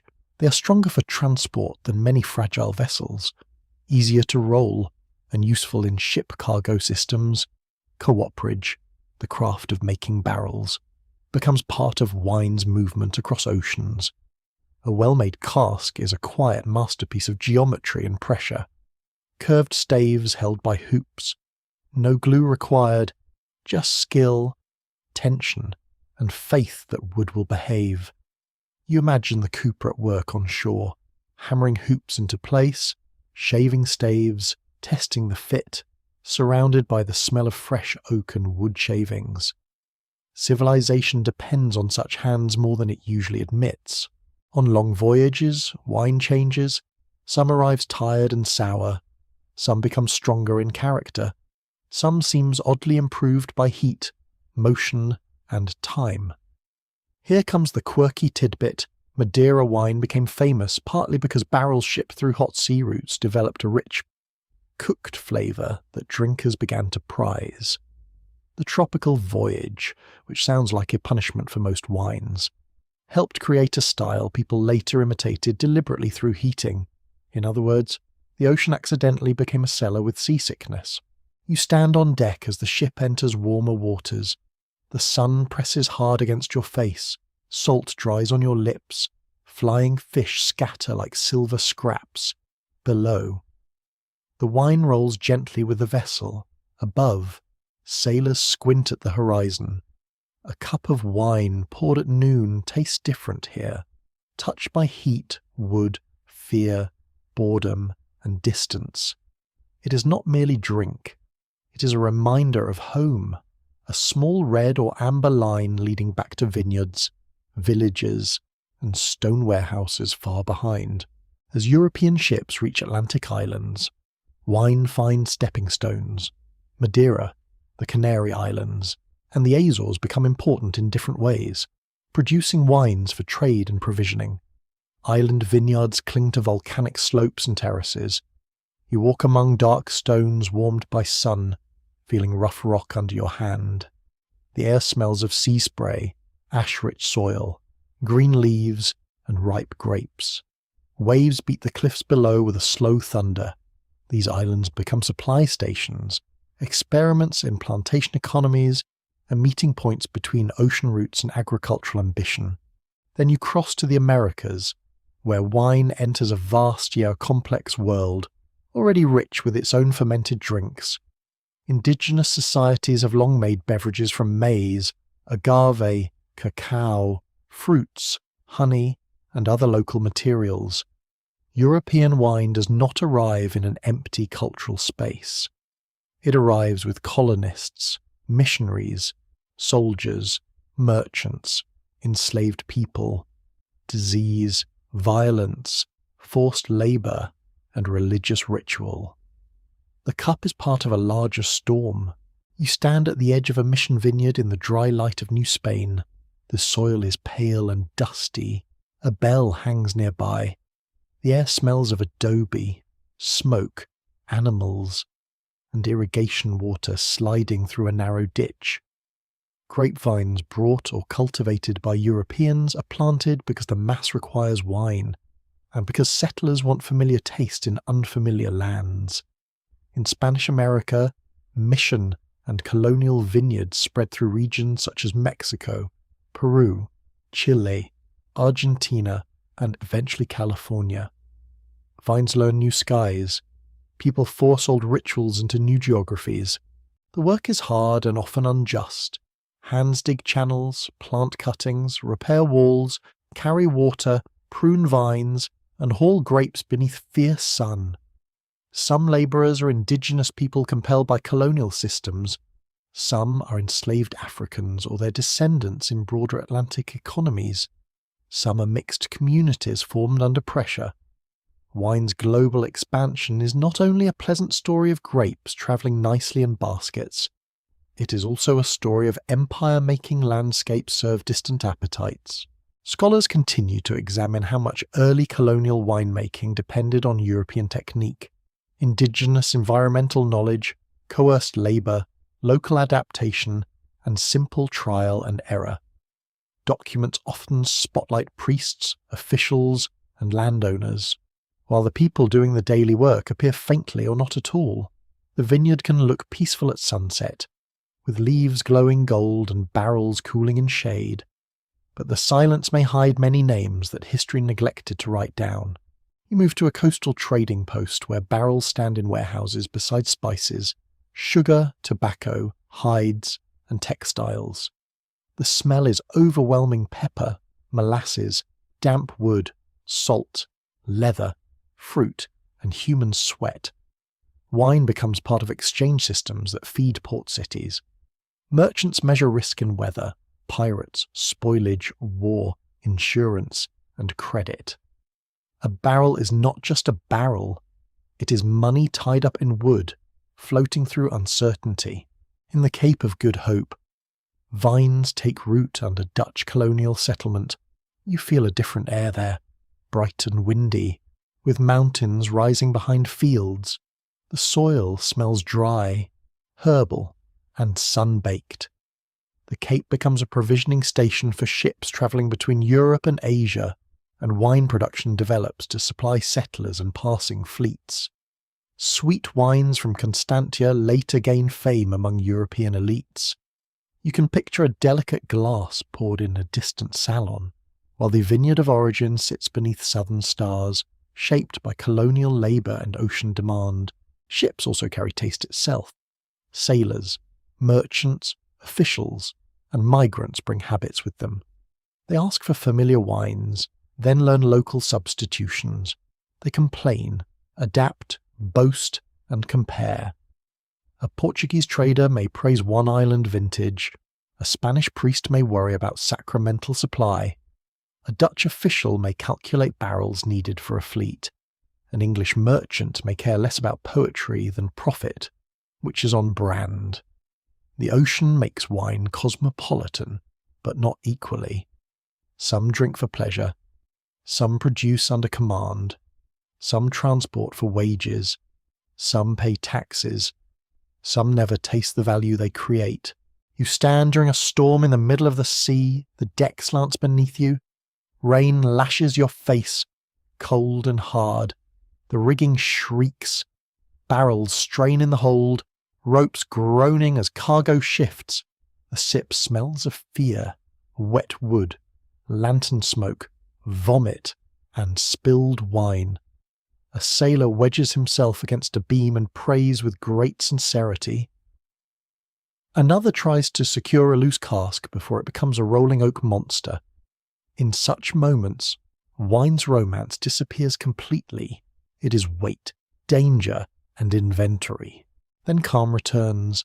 The sea becomes wide and silver. The crew repairs, dries, counts, and curses less poetically. A barrel is opened. The wine inside may be bruised by heat and motion, but it is shared anyway. You sip from a rough cup. The taste is woody, sharp, a little tired, yet it carries human comfort. The horizon surrounds you in every direction. The cup warms your hand. For a moment, distance becomes bearable. By the time these roots mature, wine has become an oceanic citizen. It belongs to ports, islands, missions, plantations, forts, naval stores, merchant houses, and colonial tables. It is praised in letters, taxed in ledgers, spilled in storms, blessed at altars, watered for sailors, heated into new styles, and planted into soils that never expected European vines. The drink that once depended on a local harvest now rides wind, current, credit, conquest, and desire. Night falls over the ship. The sails glow pale under moonlight. The ocean whispers against the hull, steady and dark. You rest your hand on a barrel lashed near the mast, feeling the faint vibration of water through wood. Inside, wine waits, carrying Vineyard's sun into the vast salt world. Each wave lifts it, each mile changes it, and somewhere beyond the horizon, another shore prepares to receive not just a drink, but a whole tangle of memory, hunger, ritual, commerce, and empire sealed beneath a wooden bung. You enter a cellar where the air is cold enough to slow your thoughts. Stone steps descend beneath a house, each one worn in the middle by generations of careful feet. Your hand slides along the wall, and the dampness touches your skin like a quiet warning. Somewhere below, a candle flickers. The flame makes the barrels appear and disappear in soft brown curves. You hear the drip of water, the faint creak of wood, the tiny settling sounds of a place that is never fully asleep. The smell is deep and layered wet stone, oak, yeast, old cork, cellar dust, vinegar at the edge of things, and a little sulphur, sharp as a struck match. This is the age when wine begins to move from inherited craft towards studied science. The old knowledge is still here, in hands, noses, seasons, in local memory. But now glass, cork, chemistry, microscopy, and disease enter the room, carrying both rescue and anxiety. You walk toward a table where bottles rest in rows. They are dark green and thick-shouldered, sealed with cork and wax. This simple sight marks a revolution. For centuries, wine has lived mostly in amphorae, skins, casks, jars, and barrels, but stronger glass bottles and reliable cork closures allow wine to age in smaller, sealed containers. The bottle changes the drink's future. It gives wine a private chamber, a quiet little room of its own, where air can be limited and time can do more delicate work. A mainstream historical fact settles into the candlelight during the 17th and 18th centuries. Improvements in glass making and the wider use of cork helped make bottle aging more practical in parts of Europe. Wine could now develop slowly under seal, especially in regions and styles suited to aging. You lift one bottle and feel its weight. It is heavier than you expect, cool and slightly dusty. The glass is not perfectly smooth. It has small bubbles and unevenness, reminders that technology, like wine, rarely arrives fully polished. The cork is another quiet hero, though it looks rather humble. Cut from the bark of cork oak trees, it compresses into the neck of the bottle and expands to seal it. It is flexible, renewable, and wonderfully useful, provided it behaves. Of course, Cork does not always behave. It can dry out, crumble, leak, or carry musty flavours that make a fine wine smell like a damp cupboard where hope went to retire. Still, for many wine regions, cork and glass open a new relationship with time. You hear a cork pulled from a bottle with a low, soft pop. The sound is small, but it carries ceremony. The aroma rises slowly, fruit darkened by age, wood, earth, spice, and something faintly leathery. A wine that once might have been drunk young can now wait years, sometimes decades, depending on its structure. Acidity, tannin, sugar, alcohol, storage temperature, and oxygen all matter. People do not yet understand every chemical detail, but they notice results. They compare bottles. They learn that time can soften harshness, deepen aroma, and also ruin everything with majestic indifference. In some cellars, another phenomenon is causing both excitement and terror: sparkling wine. You stand in a cool chalk cellar in Champagne, where bottles lie stacked along pale walls. The air smells of limestone, yeast, and cold dust. Your fingers touch the chalk, powdery and dry. Inside the bottles, trapped carbon dioxide creates bubbles and pressure. The wine is alive with hidden force, and not always politely alive. Here comes the quirky tidbit: early sparkling wine was sometimes called the devil's wine because bottles could explode from pressure, setting off chain reactions in cellars. Imagine working underground, surrounded by glass grenades filled with luxury. A sudden crack, a burst, then another, then a whole row shattering in the dark. Cellar workers sometimes use protective masks or heavy clothing, which makes the romance of fine wine feel briefly like a very damp battlefield, but with better branding. Stronger bottles help solve this problem. So does a better grasp of fermentation. Sugar and yeast, left together under seal, can create bubbles. Control the process and you make elegance. Misjudge it and you redecorate the cellar with glass and regret. Wine has always required patience, but now it increasingly demands measurement. How much sugar, which temperature, how long, what pressure can the bottle bear? Craft remains, but it gains instruments. You move into a 19th century laboratory. The air is warmer, brighter, and more severe. Glass flasks line the shelves. A spirit lamp burns with a blue flame. There is the smell of alcohol, paper, dust, and heated metal. On a table lies a microscope, polished brass gleaming in lamplight. You bend over it and see a world that earlier winemakers could only sense indirectly: yeast cells, tiny living agents of transformation. The mystery of fermentation begins to shrink, though it does not lose its beauty. Louis Pasteur becomes central here.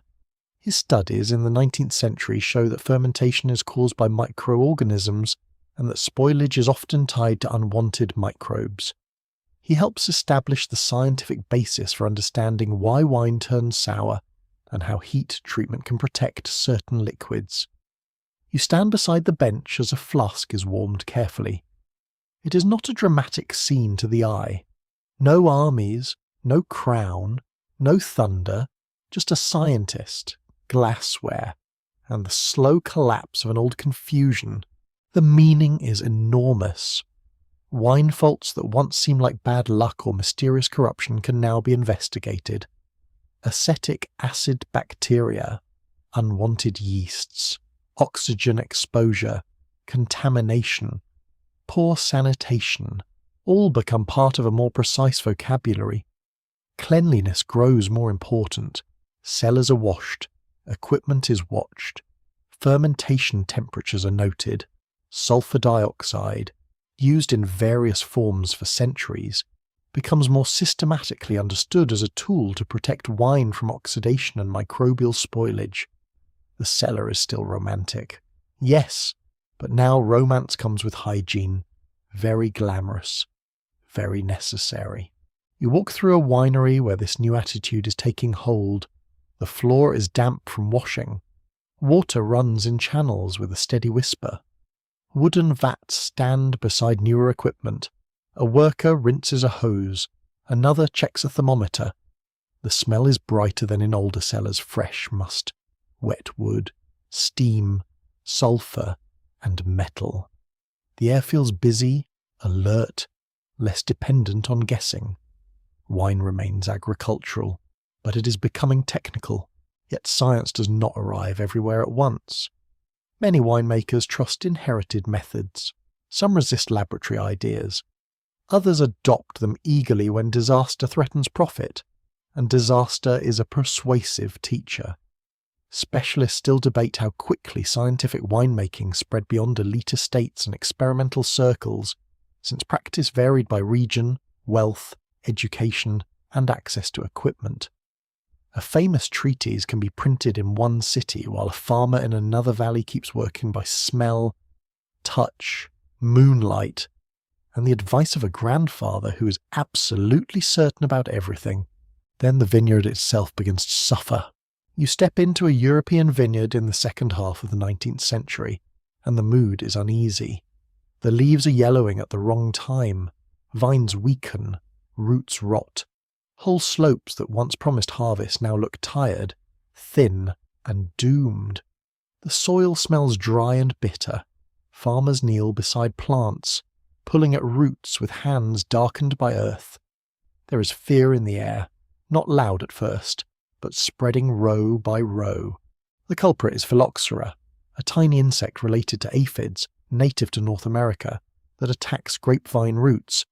When it reaches Europe, it devastates vineyards on a vast scale. The creature is almost insultingly small for the amount of misery it causes. You imagine a farmer staring at a dying field, then at the nearly invisible pest, and thinking history has a cruel sense of proportion. The catastrophe reshapes wine more profoundly than almost any single event. Vineyards are uprooted, families lose livelihoods, regions panic, governments investigate. Scientists examine roots under magnification, committees form, and when committees appear, people are either solving a crisis or making chairs uncomfortable for several years. Proposed remedies include flooding vineyards, chemical treatments, planting in sandy soils, and various desperate schemes. Some help locally, many fail. The lasting solution, in much of Europe, is grafting European grapevine varieties onto resistant American rootstocks. It is a strange kind of rescue. The old vines cannot survive on their own roots in many infested soils, but their fruiting wood can live if joined to roots evolved with the pest. You hold a grafted vine cutting in your hand. It is small, almost unimpressive. A union line marks where two botanical histories meet.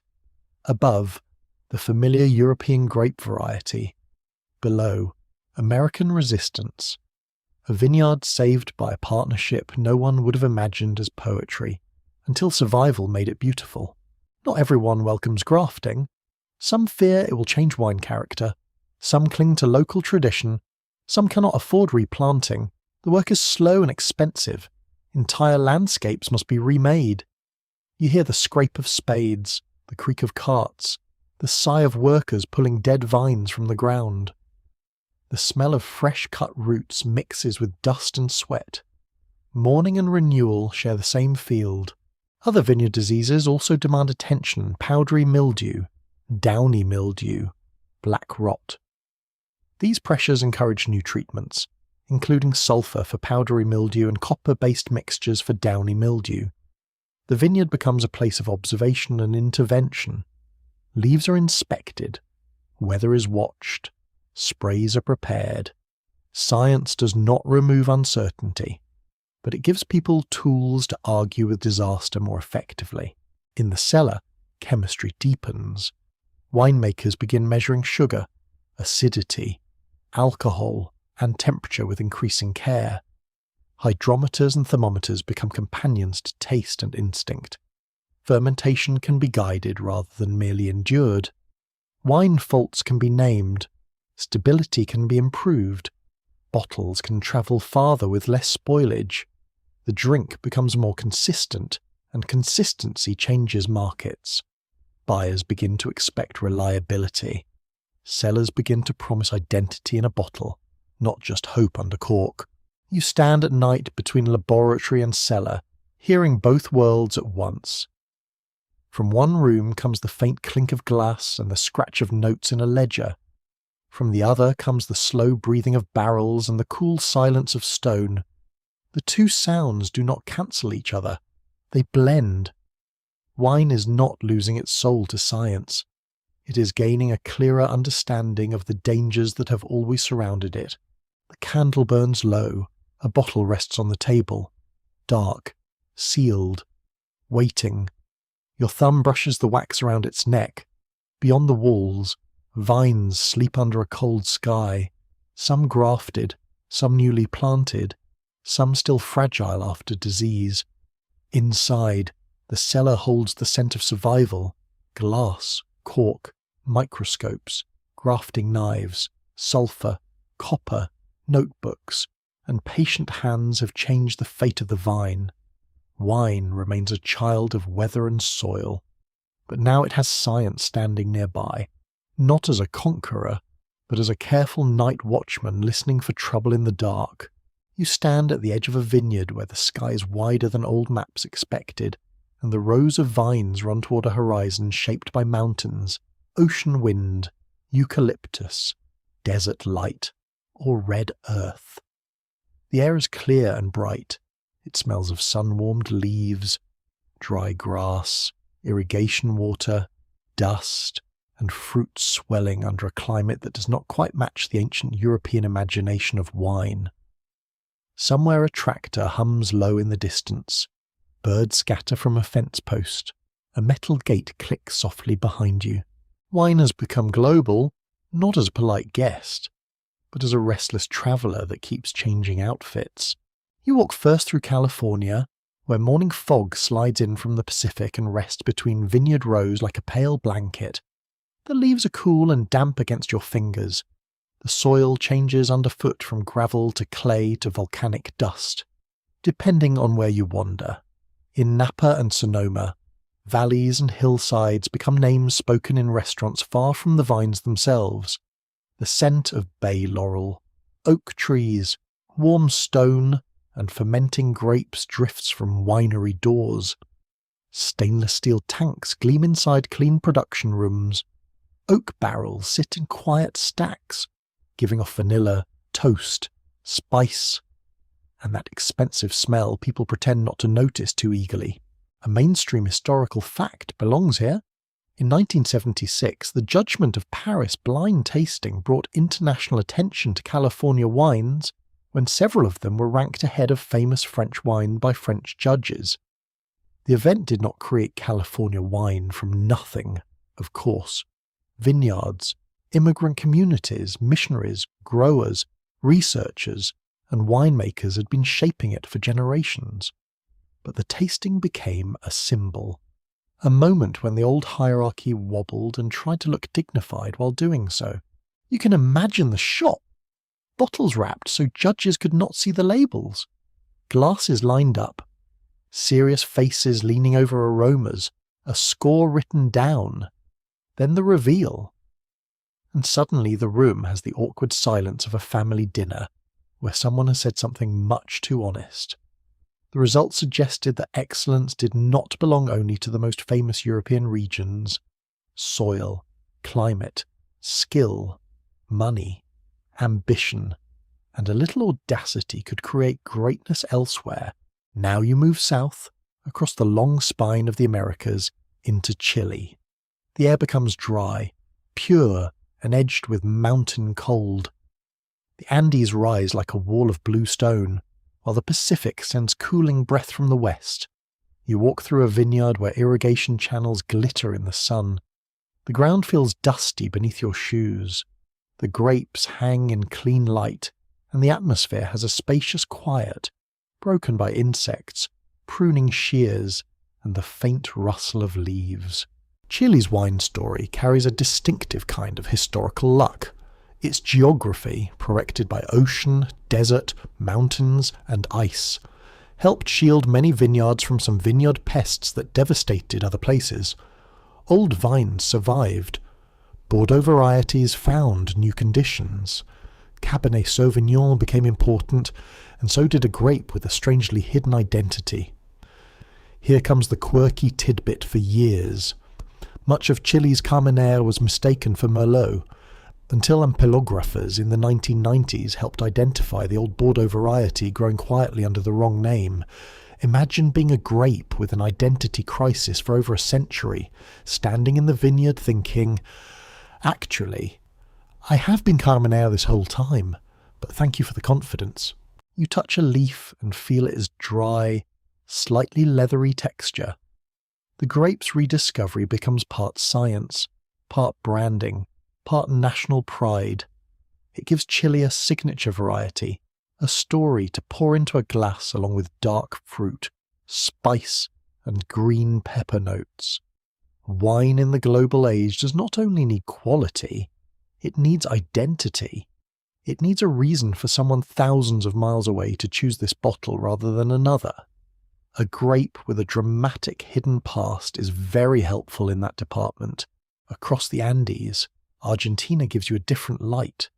You arrive in Mendoza, where vineyards sit high and dry beneath enormous skies. Snow peaks shine in the distance.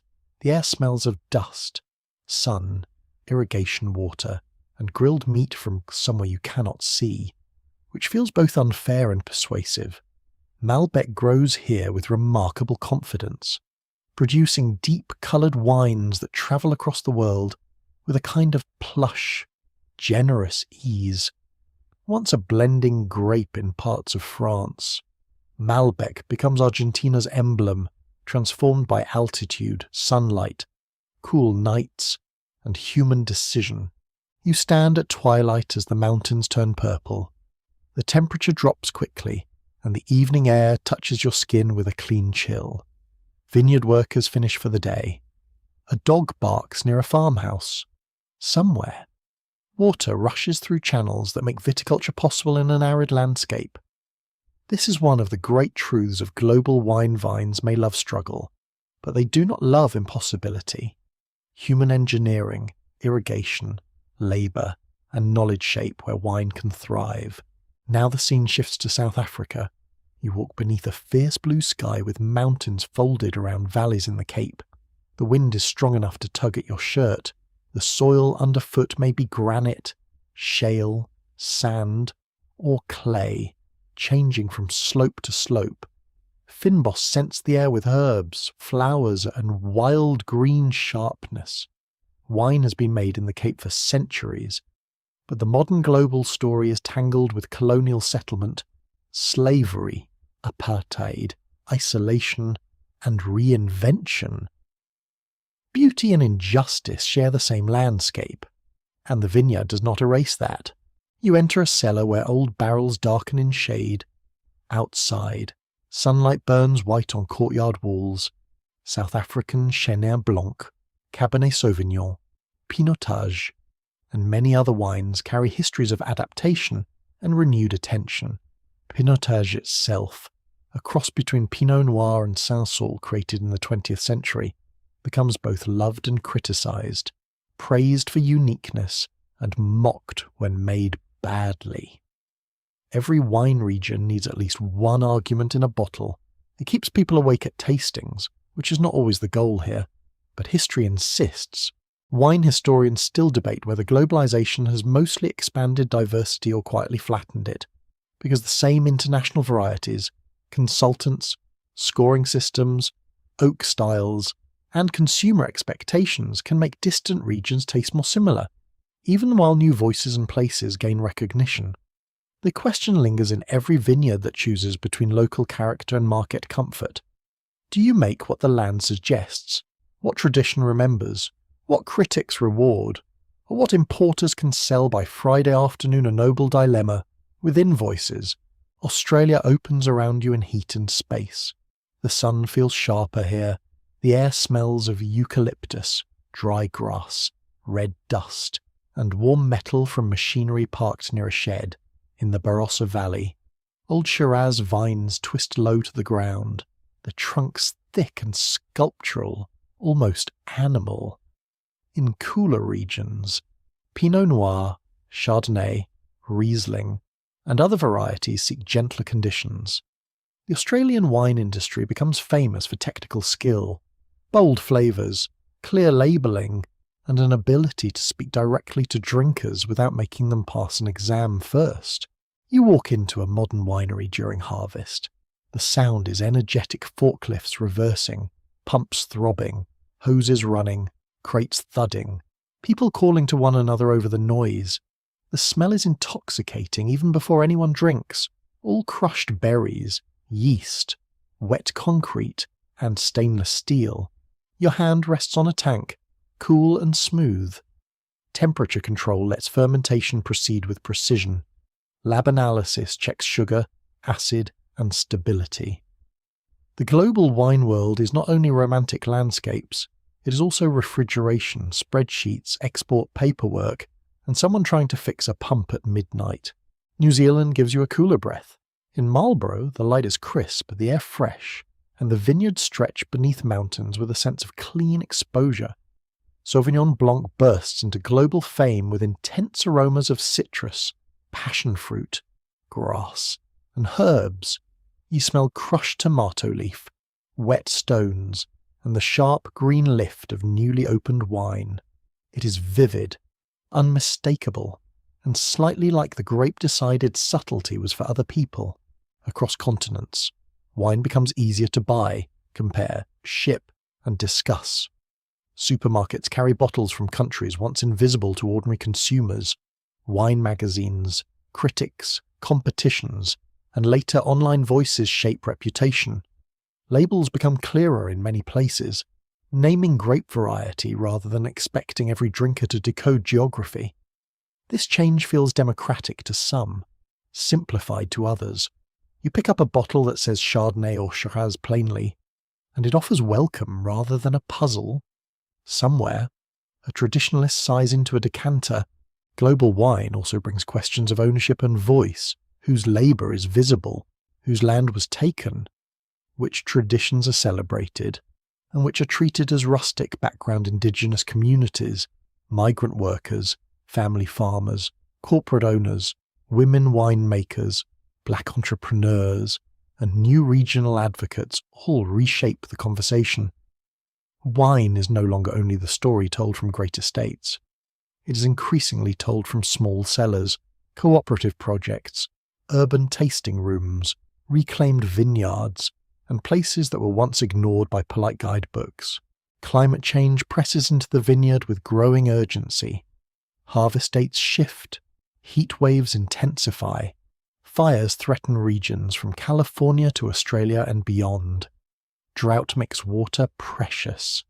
Traditional varieties may struggle in places where they once thrived.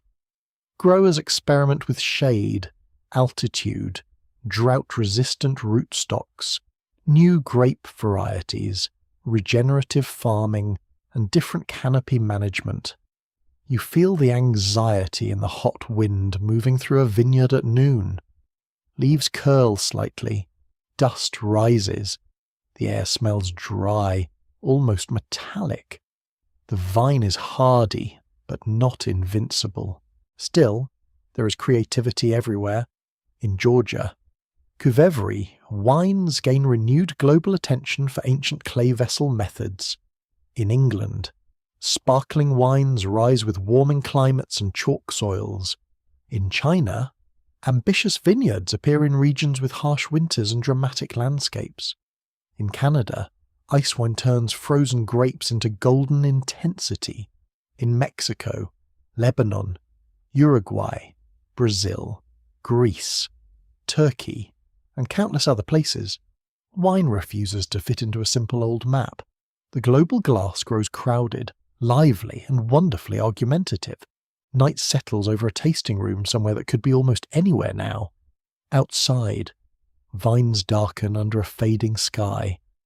Inside, glasses stand in a row, each holding a different climate, language, labour system, marketing dream, and weather report. You lift one gently.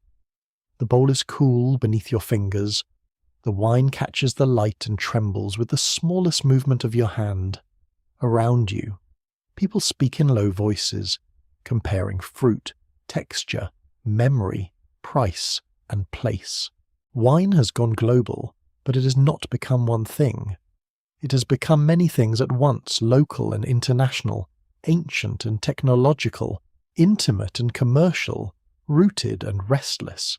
In each vineyard, you feel the same basic miracle shaped by new conditions.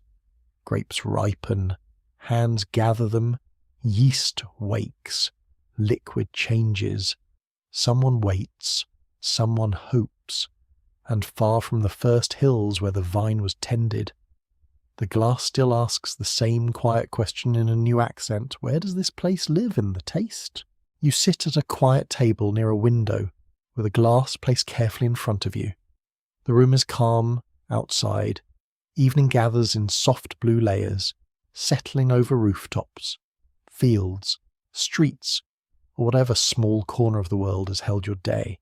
The table smells faintly of wood polish, bread crust, candle wax, and fruit. Your fingers rest around the stem of the glass, and it feels cool, delicate, almost too thin for something that carries so much history.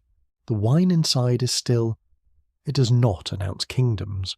It does not mention ships, monks, gods, laws, insects, laboratories, or harvest songs. It simply catches the light and waits. This is the strange achievement of wine. It can hold civilization without looking dramatic.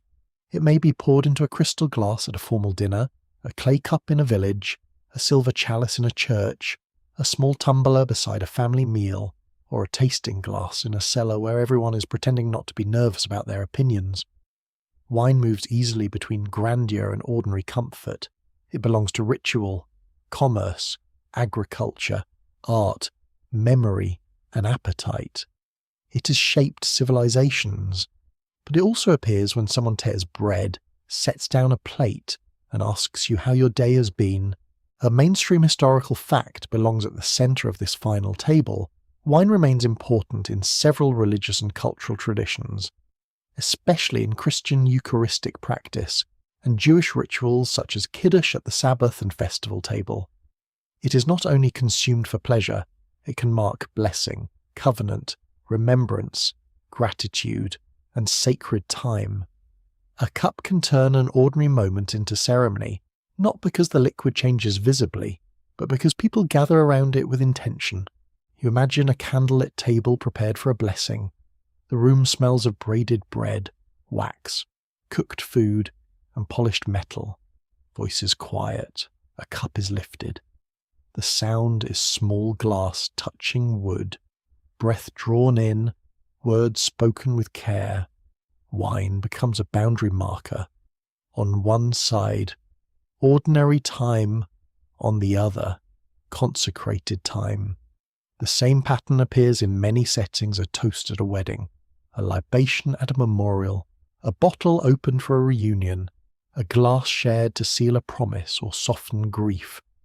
The cup says, notice this moment.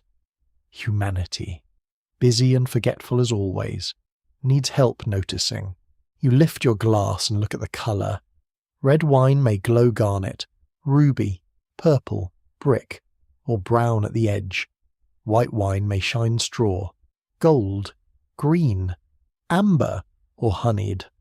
Rosé may look like peach skin, onion peel, salmon, coral, or the blush of someone complimented too directly.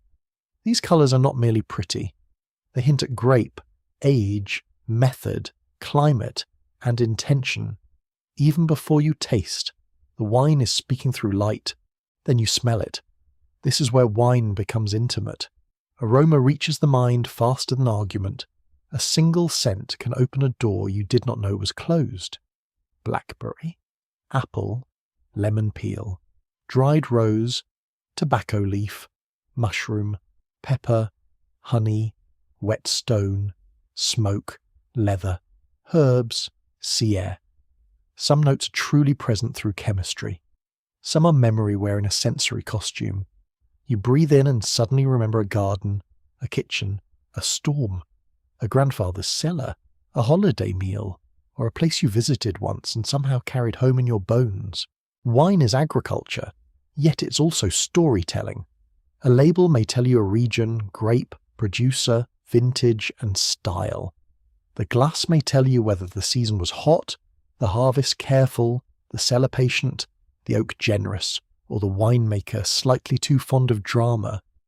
A bottle can become a biography of weather, frost, sun, rain, drought, hail, smoke, and human decision gather inside it. This is why vintage matters. Not because every year must be ranked like school children, poor little years, but because wine remembers weather more honestly than people do. Appellation systems deepen this link between place and identity.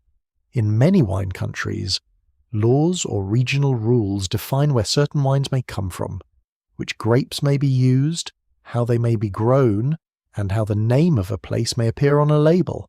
France's appellation tradition is especially famous, and similar systems exist in Italy, Spain, Portugal, and many other regions. These systems can protect heritage and prevent fraud, though they can also frustrate creative producers who would quite like tradition to stop standing in the doorway with a clipboard.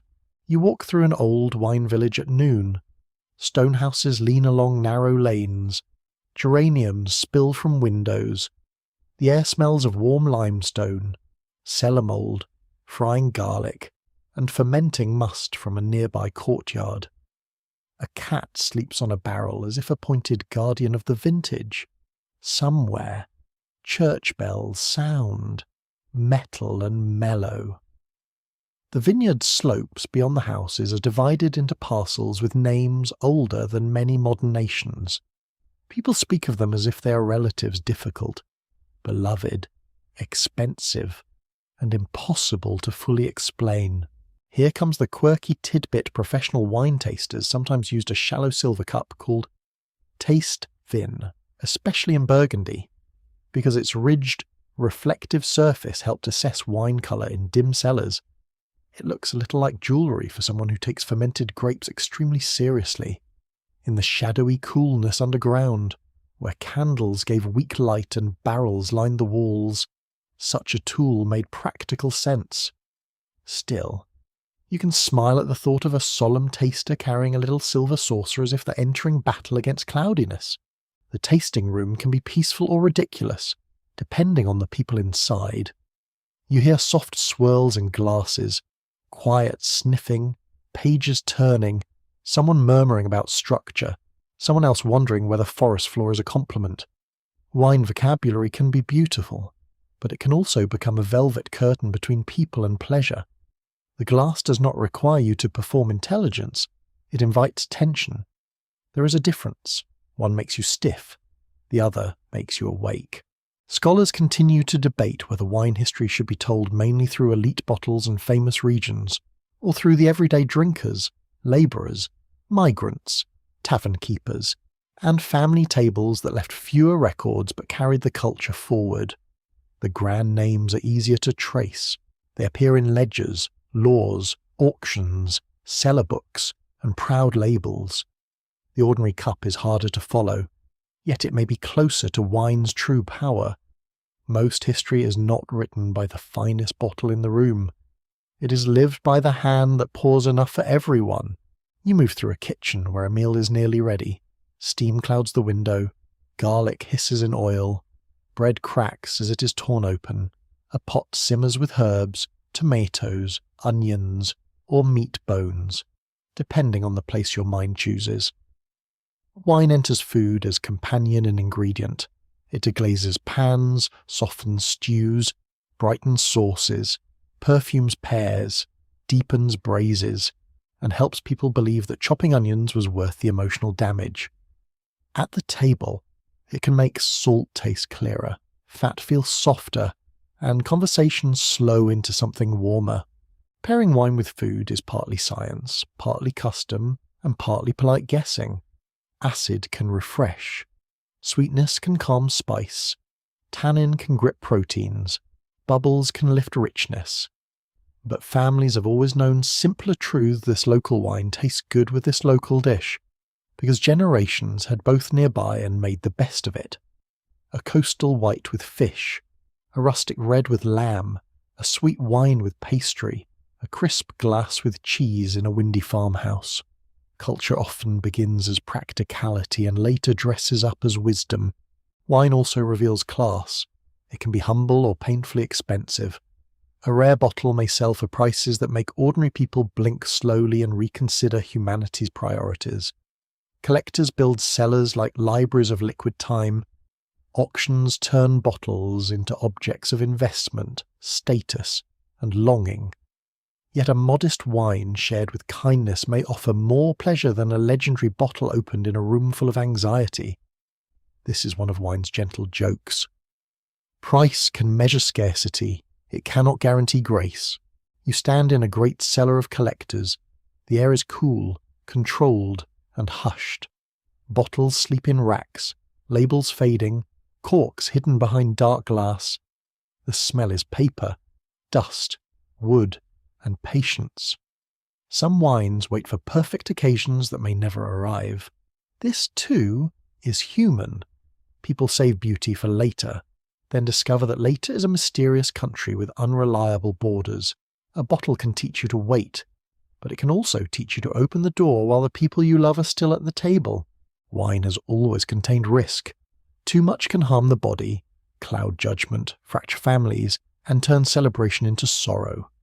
Civilizations have praised wine and warned against it for thousands of years, because both responses are honest.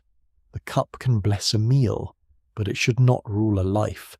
That balance is part of its enduring seriousness. Wine asks for measure, not fear, not worship, but measure. A calm respect for what it can give and what it can take. You return to the glass near the window. The evening outside has deepened. A lamp glows. The wine's surface reflects a small oval of light. You take one thoughtful sip. It touches the tongue first as flavour, then texture, then warmth. Perhaps it is bright and simple. Perhaps it is old and layered. Perhaps it is not especially good, but it is yours in this moment, and that is not nothing. The taste fades slowly, leaving a trace of fruit, earth, and quiet. In the end, wine shaped civilizations because it gathered people. Around vines, people learned patience with seasons. Around presses, they organized labor. Around cellars, they learned preservation. Around trade, they built routes. Around ritual, they created meaning. Around tables, they practiced belonging. The drink did not act alone. No drink does. Human hands gave it form. Human stories gave it weight. Human longing gave it glow. Now the room softens. The glass rests untouched for a little while, and the candle flame leans gently, then steadies. Outside, the dark is kind and spacious. You breathe in the faint scent of fruit and wood, and let the old noise of markets, harbours, temples, vineyards, roads, kitchens, and cellars drift away into one low murmur. The day releases its grip. The table grows quiet. The wine holds its little moon of reflected light, calm and patient, while your thoughts become slower, rounder, softer. Somewhere in the imagined distance, leaves move in a night breeze, and the earth keeps its hidden warmth. You do not need to follow the story farther. You can let it settle, like sediment in a resting bottle, until only peace remains.